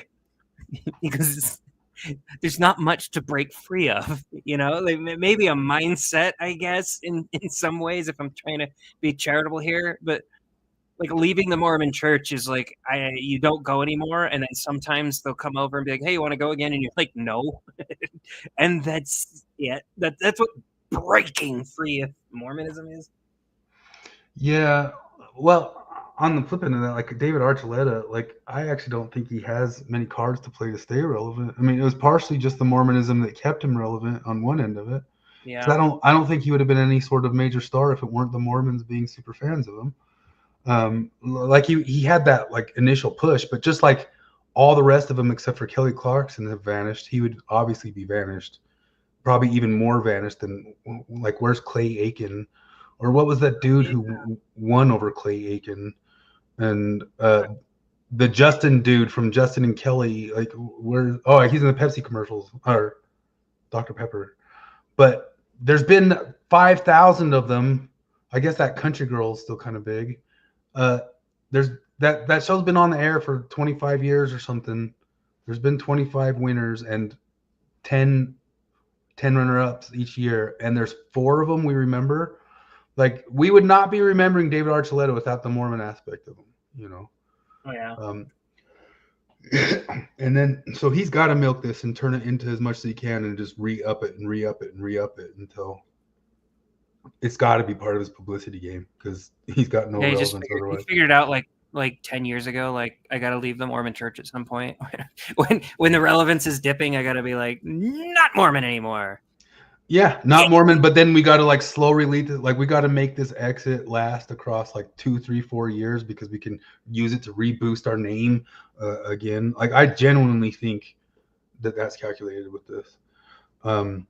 He says, do we intuit our beliefs before we actually define them? I mean, I feel like a lot. I try to think like the things in philosophy that really kind of seemed weird to me.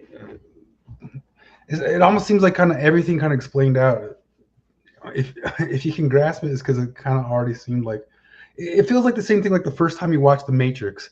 Then somebody says, "Oh, what if you're a battery like in a box, like a head in a box somewhere else?" And you're kind of like, I've kind of thought that before. Did you think that? Like a lot of people when they first came across The Matrix.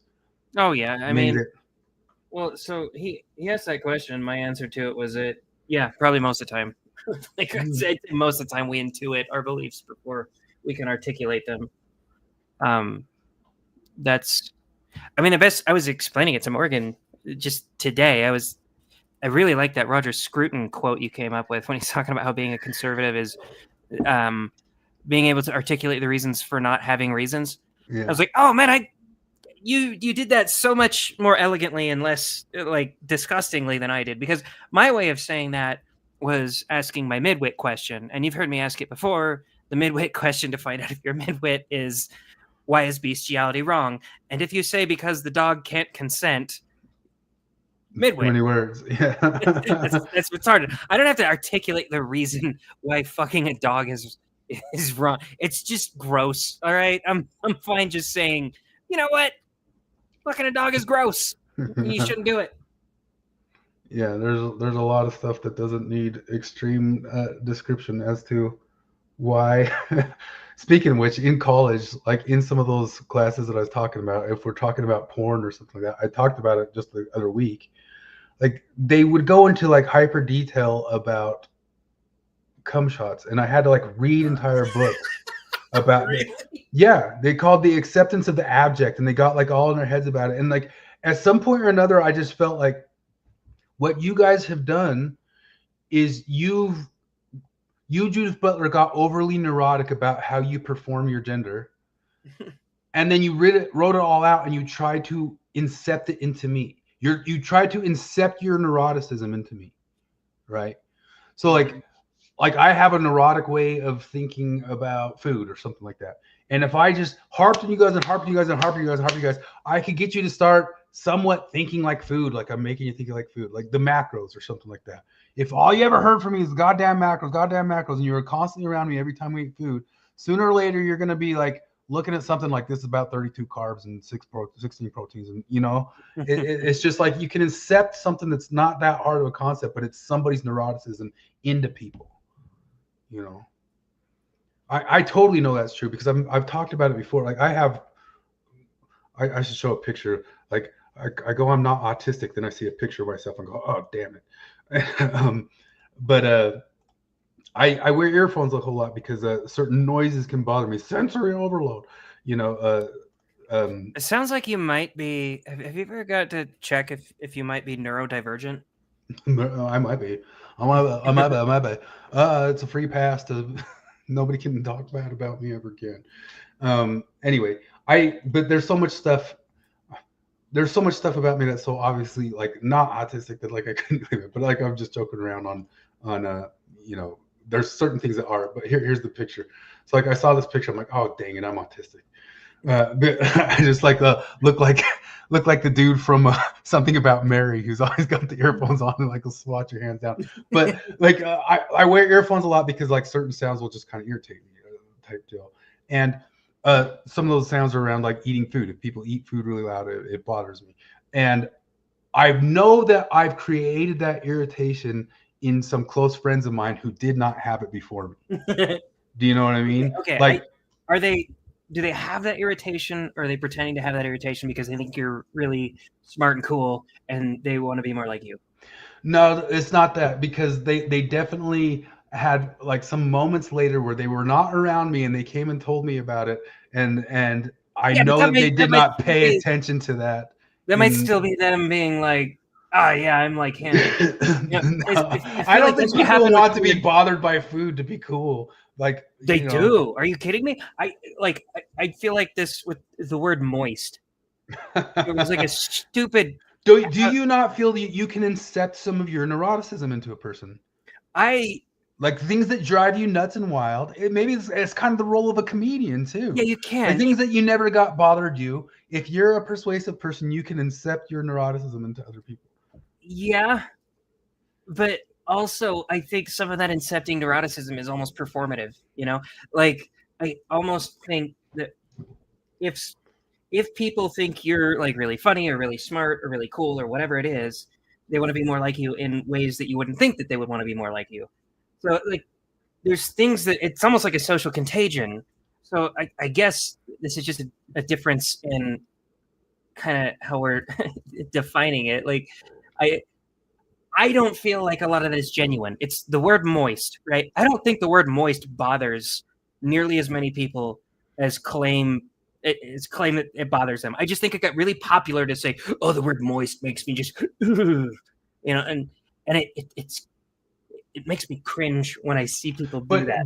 But I'm going to go on because I think maybe on some level we're making the same point because, yeah, I'll say it to you because Judith Butler put into our heads thinking about acting your gender. And like Casey said, is one of those concepts like maybe a thing like that before. Yeah, I totally could think hanging around with kids when I was a little bit. They asked like, why do you walk like that? Why are you walking like a tough guy? Why are you acting like some sort of thing like that? Or you're acting girly, or you're a manly Muppet. You're a Muppet of a man. You're a girly guy. Oh, you're a guy, act different type stuff. But Judith Butler put in a million words why you should be 100% overly neurotic about what's performative and what's just actually part of you or something like that. And the other people, I think, to what you're saying, maybe to be cool, to act like the smart ones because that got famous or popular, say, oh, I totally get that. And I'm going to go with that. And I'm going to roll with that. I'm going to push it onto everybody else and tell everybody they're supposed to think that way about it. And in some senses, they're becoming neurotic, but they're not as neurotic as the real neurotic, the ones who actually really do live in their heads about what gender am I performing at every moment, Yeah, maybe it's just, God, I sound like such a lefty fag when I say something like this, but it's performative neuroticism. Yeah. Just like, I don't know. I feel like I'm. Were people performatively neurotic about Nickelback for 10 years? Yes. Yes. And here's the thing. While that was happening, I fully acknowledged it, but I was like, this is hilarious. It's so funny to shit on Nickelback as if they're the worst thing that's ever happened. So I'm gonna do it. Like I know I don't actually think that they're the worst thing that's ever happened. I don't like them, but they're not like. I mean, Train is way worse. I wish it happened to Train, and I really hope it happens to Imagine Dragons. Like if those things happen, I'd be totally like on board with it. Yeah, and Forrest pointed out, same with Nicolas Cage. There was a while where Nicolas Cage was kind of the persona non grata amongst the autistic fans or whatever. Or not even that. There's some people that just liked him too much. I don't know. Maybe I'm just fucked up in the head.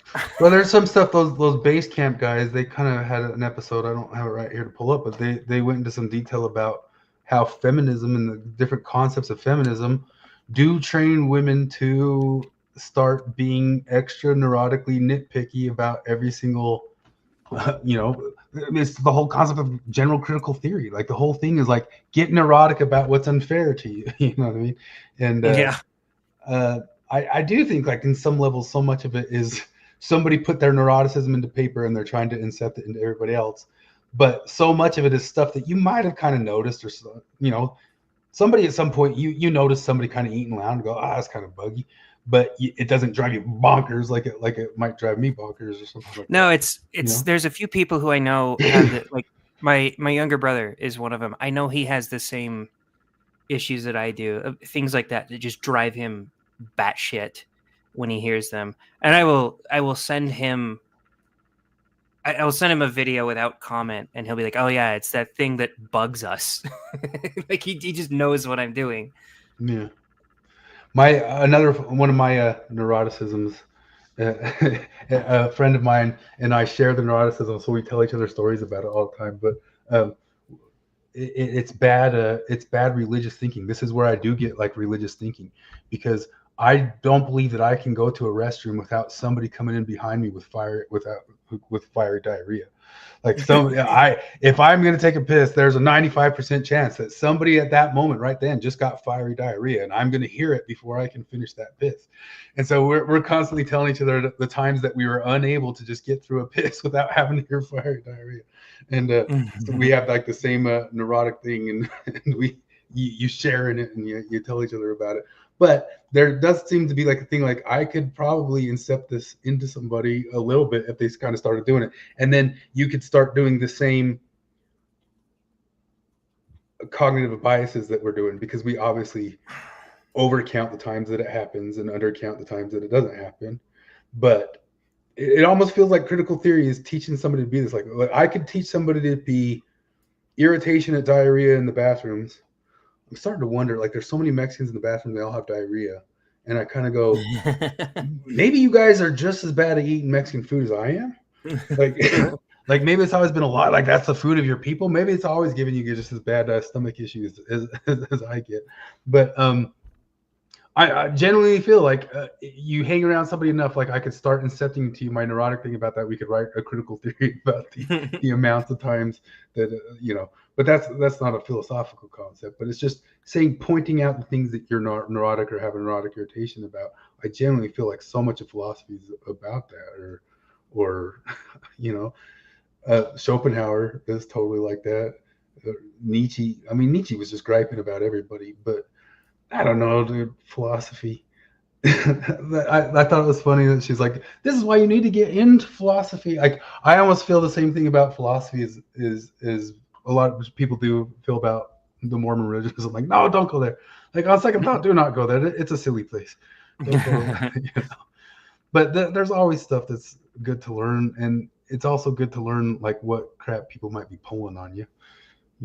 I mean, the further you get into the philosophy, the more likely you are to start asking about, really, why do we have an age of consent? Isn't that oppressive?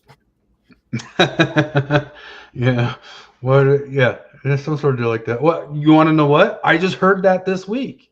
Ian on Tim Pool's, you know who Ian is, like he's the dumb young guy. He said, he started saying like, what is consent? Who's it? And so many times you hear people start going down this thing, and it's like they think they've stumbled across a new idea. And somebody go, well, that's Foucault. But this guy's probably never heard Foucault. You know what I mean? But he's Mhm. like saying, who's to say, what's to say what the age of consent is? It was probably different in the past or something like that. But Foucault gets the credit for being the guy in history who put that all to paper of saying like, wait a minute, what were the social conventions that decided this? You know, and he's the first in history to do that. I mean, you know, I guess some of the deal of like crediting to Foucault something that is such a huge and ubiquitous thing, but probably was something that most people did throughout all time at one point or another in their own minds. You know? Yeah. It's like, weird. I can't remember which comedian did the bit, just talking about finding the quote online that said, "Whatever you are, be a good one, Abraham Lincoln." It might have been Bill Burr. I can't remember, because it starts like going, "Are we really gonna give this guy credit for that? Really? Like, is he the first one that said be good at stuff? He's the guy that said that." Riso says there's good philosophy. I'd 100% say, like with everything, I think almost all philosophy is good if you can take it. I had such a thought when I was in college that we were doing what I do think people thought college was for, which was we're people here who come here to learn to put on lenses. It's what the old James Lindsay's book about the critical lens, and they have the glasses there. But there was totally a time, and I still caught the tail end of the time, where it was you are supposed to be somebody who can take all the lenses and put them on for a minute, you know. And I think any philosophy is good like that. Being able to let's try on this lens, let's try on this lens, let's try on this lens. And it really did feel like the last little bit of college when I was there, they were kind of trying to do that. And then one of the jokes that Boghossian and Lindsay said is they said, okay, now this lens you're going to weld on.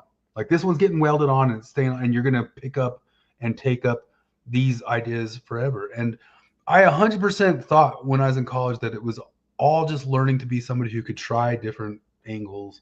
But any one of the given things, if you decide it's 100% this, like Foucault's right. He's totally right. Like, who made the social convention? Where did this come from? Was it different in the past? Why has it changed? Why did we land on this? There's totally good reasons to think about that and land on that. But at the same time, too, when it becomes everything and all he ever thinks of, and you need to add this level of we must abolish all of these things for a future that's better or something like that, then you're like, okay, you've gone too far. Maybe learn how to switch between lenses. Yeah, don't have that one welded on, or like maybe take that one off for a night or something like that. Or I remember an old Onion joke back when the Onion was good, where it said, "Feminist takes the night off to enjoy a little bit of whatever reality show." You know what I mean?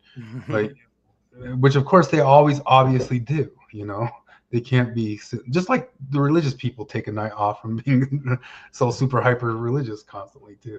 You know. Religious conservative women are the happiest women. No, that's self-report, and that's you can't use those reports. And just kidding. I don't know. I'm being too obtuse and vague about philosophy. I'm just saying the way people announce that, oh, religious don't take it so seriously and all that sort of stuff, or some people go to extremes. All that's there for philosophy the same. Like you can say the same for any given philosophy or something like that. And at the core of any single one of them, I don't think they're that complicated in the end, you know. Joy says the mind is not a vessel to be filled, but a fire to be kindled. Yeah, that's good. No, I think every sort of idea that's floating out there is worth learning about. I think any given idea is worth thinking if it's the end all be all of all ideas. You know, that's it. I don't know. Oh, wait a minute. Was there more? I don't know if there's more. We might be running down. Did you have any other stuff you want to talk about? I don't know. You said one of the things in the description is polygamy officially true. Oh, yeah. I don't know if this was like a recent announced or something, but here it is. I think it was just recently announced because I saw Jackson Washburn talking about it. Is logic philosophy? Yeah, logic's like part of philosophy, or putting out like what exactly the general concepts of, really fleshing out what is logic and what is not logic. Sure. Yeah, I mean, philosophy is what? Philo, love of the mind. Yeah, whatever you're thinking about, that sort of deal. The love of knowledge, but that's why what they say, Plato said it can't be knowledge itself, it just has to be the love of knowledge, because you can't ever actually grasp the actual knowledge, you can only have the love of the knowledge. This right here, plural marriage, the Mormon church, now it's plural marriage, or was it introduced by Brigham Young and others? This is the church published this. Joseph Smith introduced the practice, not Brigham Young. Credible contemporary sources document Joseph's practice of plural marriage. Later, many faithful men and women who knew of Joseph's practice of plural marriages gave sworn testimony of it. Rather than deny the historical practice, we can apply the principles outlined by seeking answer to the question to help us better understand it. So it's just really direct. I see. And then they also reference these William Clayton journals, which I don't think are even released at all yet, which is really strange. Oh, yeah. So it's official. The church is taking that thing, and it was really kind of weird because, like, kind of recently, I saw Connor Boyack double down into the Michelle Stone territory, and I don't know if he's going to end up getting in trouble the same way she did, because he's really tripling and doubling down on that. Yeah, he's full-on polygamy denier, right? You see, does science depend on philosophy? I think our understanding of the science that we do depends on philosophy, but science, the way we do science is obviously like a construct or something like that, but it's all testing just realities that are out there, right? I mean, you could pretty easily say that empiricism is a philosophy. Yeah, empiricism totally is. And like I've said before, look up the philosophy of Quine, who says empiricism has two dogmas that are not true, or that don't square. The fun part of this polygamy denial stuff is the not fun part of it is that, like, I don't care about it that much. The fun part about it is, like, if somehow, like, they came out with some crazy information that proved that Joseph legitimately didn't do polygamy, and that, like, John Taylor and Brigham Young legitimately did conspire to kill him in Carthage or whatever, my reaction to that would be like, huh, interesting. Like, that's it.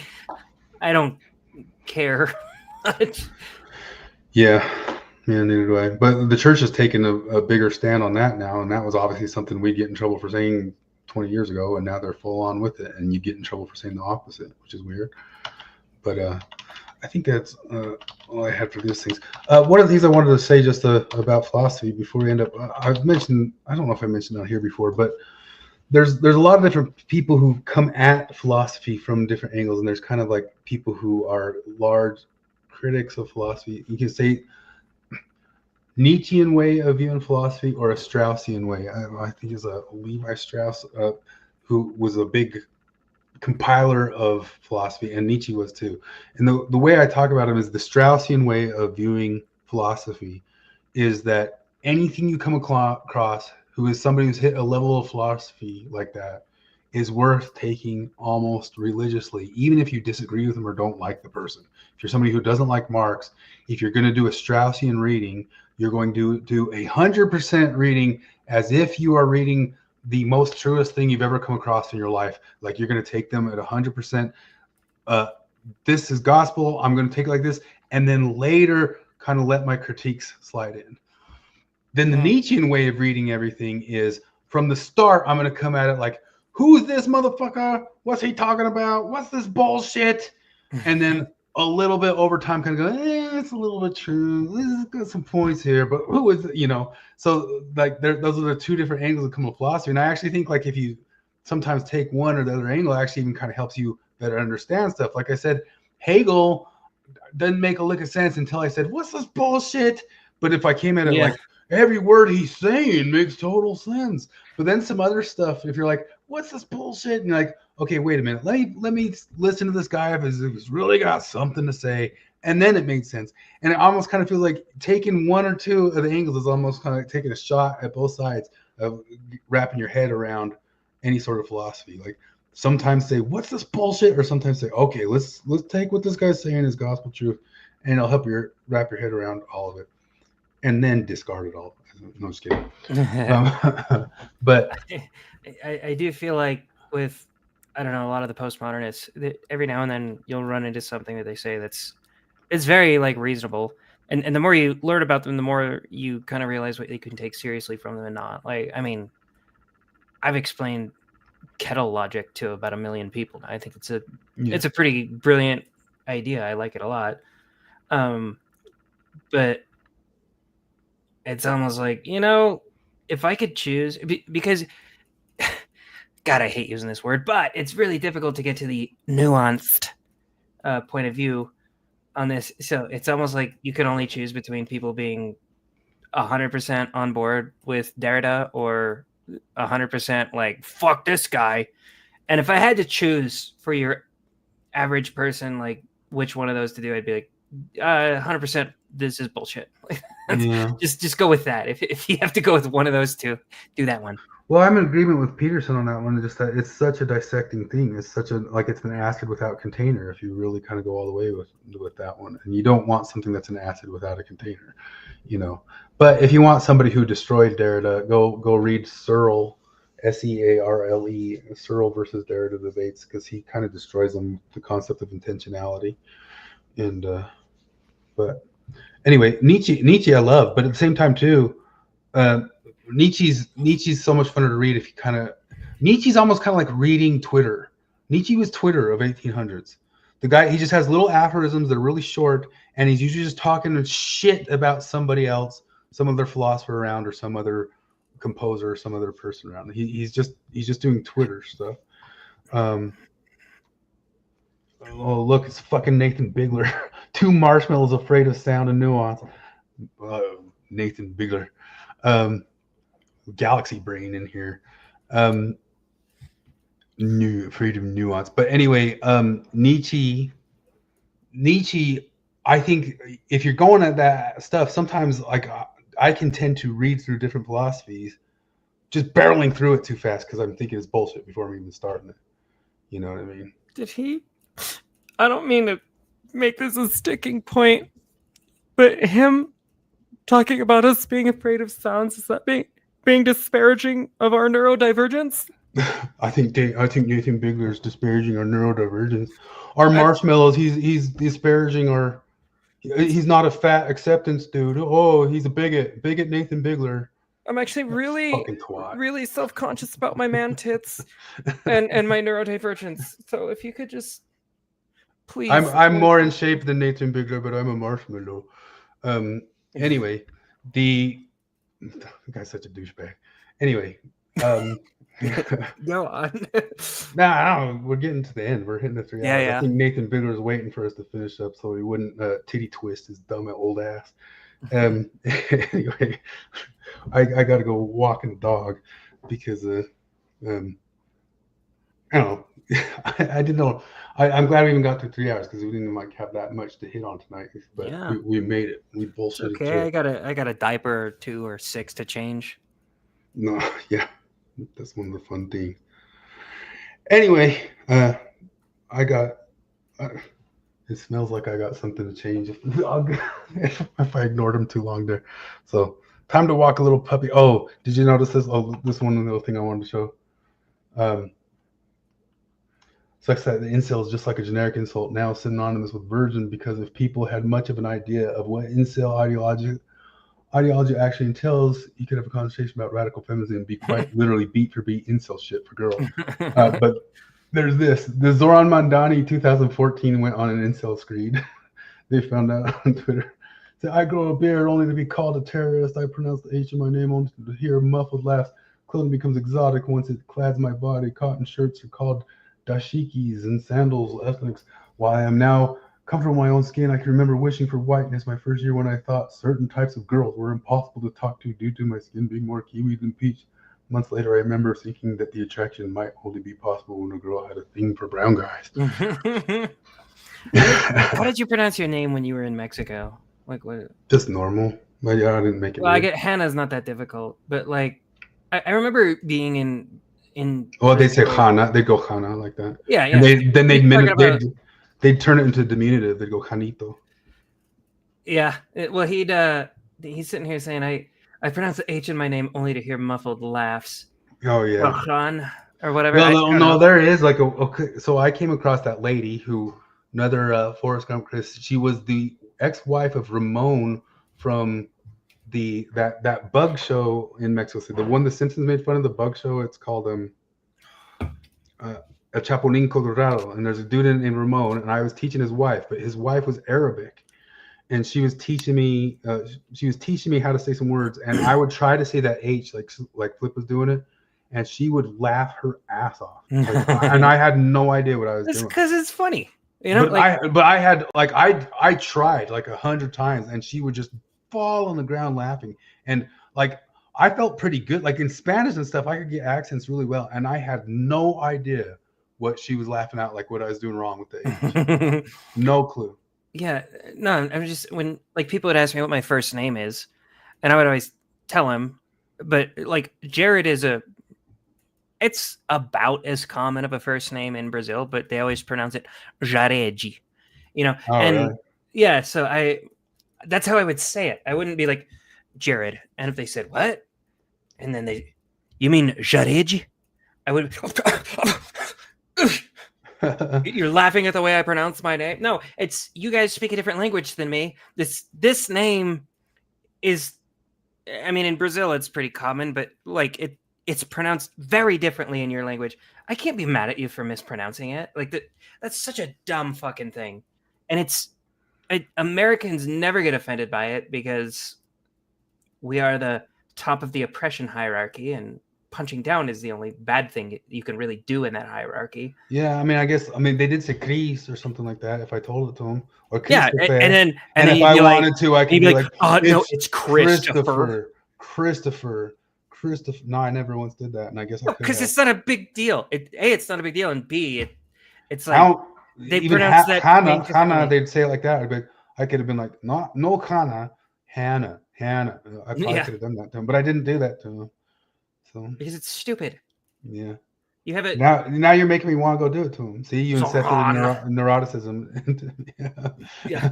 Now I'm thinking like I should go back and like make them pronounce. I remember a couple times being like, if you notice, we don't finish off the T's. Like if we say I can't do that. Like, did you notice the can't? And I kind of tried to, but I wasn't being specific about it. I was just like saying, like really listen to little things like that. Like if you really wanted to try native, but only if you want to try that,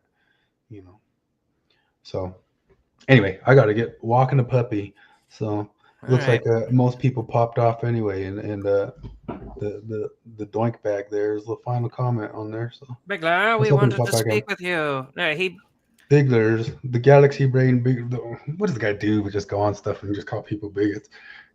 The biggest, most pathetic doink around. So, but anyway. Alrighty. And all the Chinese just give themselves an English name. Is that something they do? No idea. Did I show that thing on here that lady in Chinese was saying that she felt like that the word Gordon sounded like King of Dumb or something like that? And, I don't think you showed it. You sent it in the chat, but I don't think you showed it on here. Yeah, it was wild. They said like the way all these different English names sounded like Chinese things that were, and Gordon was one of them, and Benson was one of them. Yeah. So, but anyway, I gotta go. I gotta run. I gotta go take the puppy a running. So, all right. Well, enjoy. Thanks for chilling and hanging out. We'll see ya. We solved philosophy. Everybody solved. We know philosophy now. We philosophized. I'm very afraid of nuance and stuff like that, but someday a Bigler could float down from the sky with his ripped body. I'm sure he's ripped and strong. And Starbase Collab says that when they're in the West, they give themselves English names. I have seen that. Not necessarily in the S, but I remember working at a call center where I was that piece of shit that transferred you to somebody when there was a problem that I could totally solve for you, but I wasn't allowed to. And so I would transfer him to someone, and it was always like an Indian sounding person, and they always gave themselves English sounding names, and they were always like terrible, like, hello, my name is Purple. Hello, this is Diamond speaking. No, it's not. Come on. I just looked at Nathan Bigler up on the Facebook. Nathan Bigler, you can't be talking about looks, buddy. Anyway, gonna be taking off here. So have a blast, everybody. We'll see ya.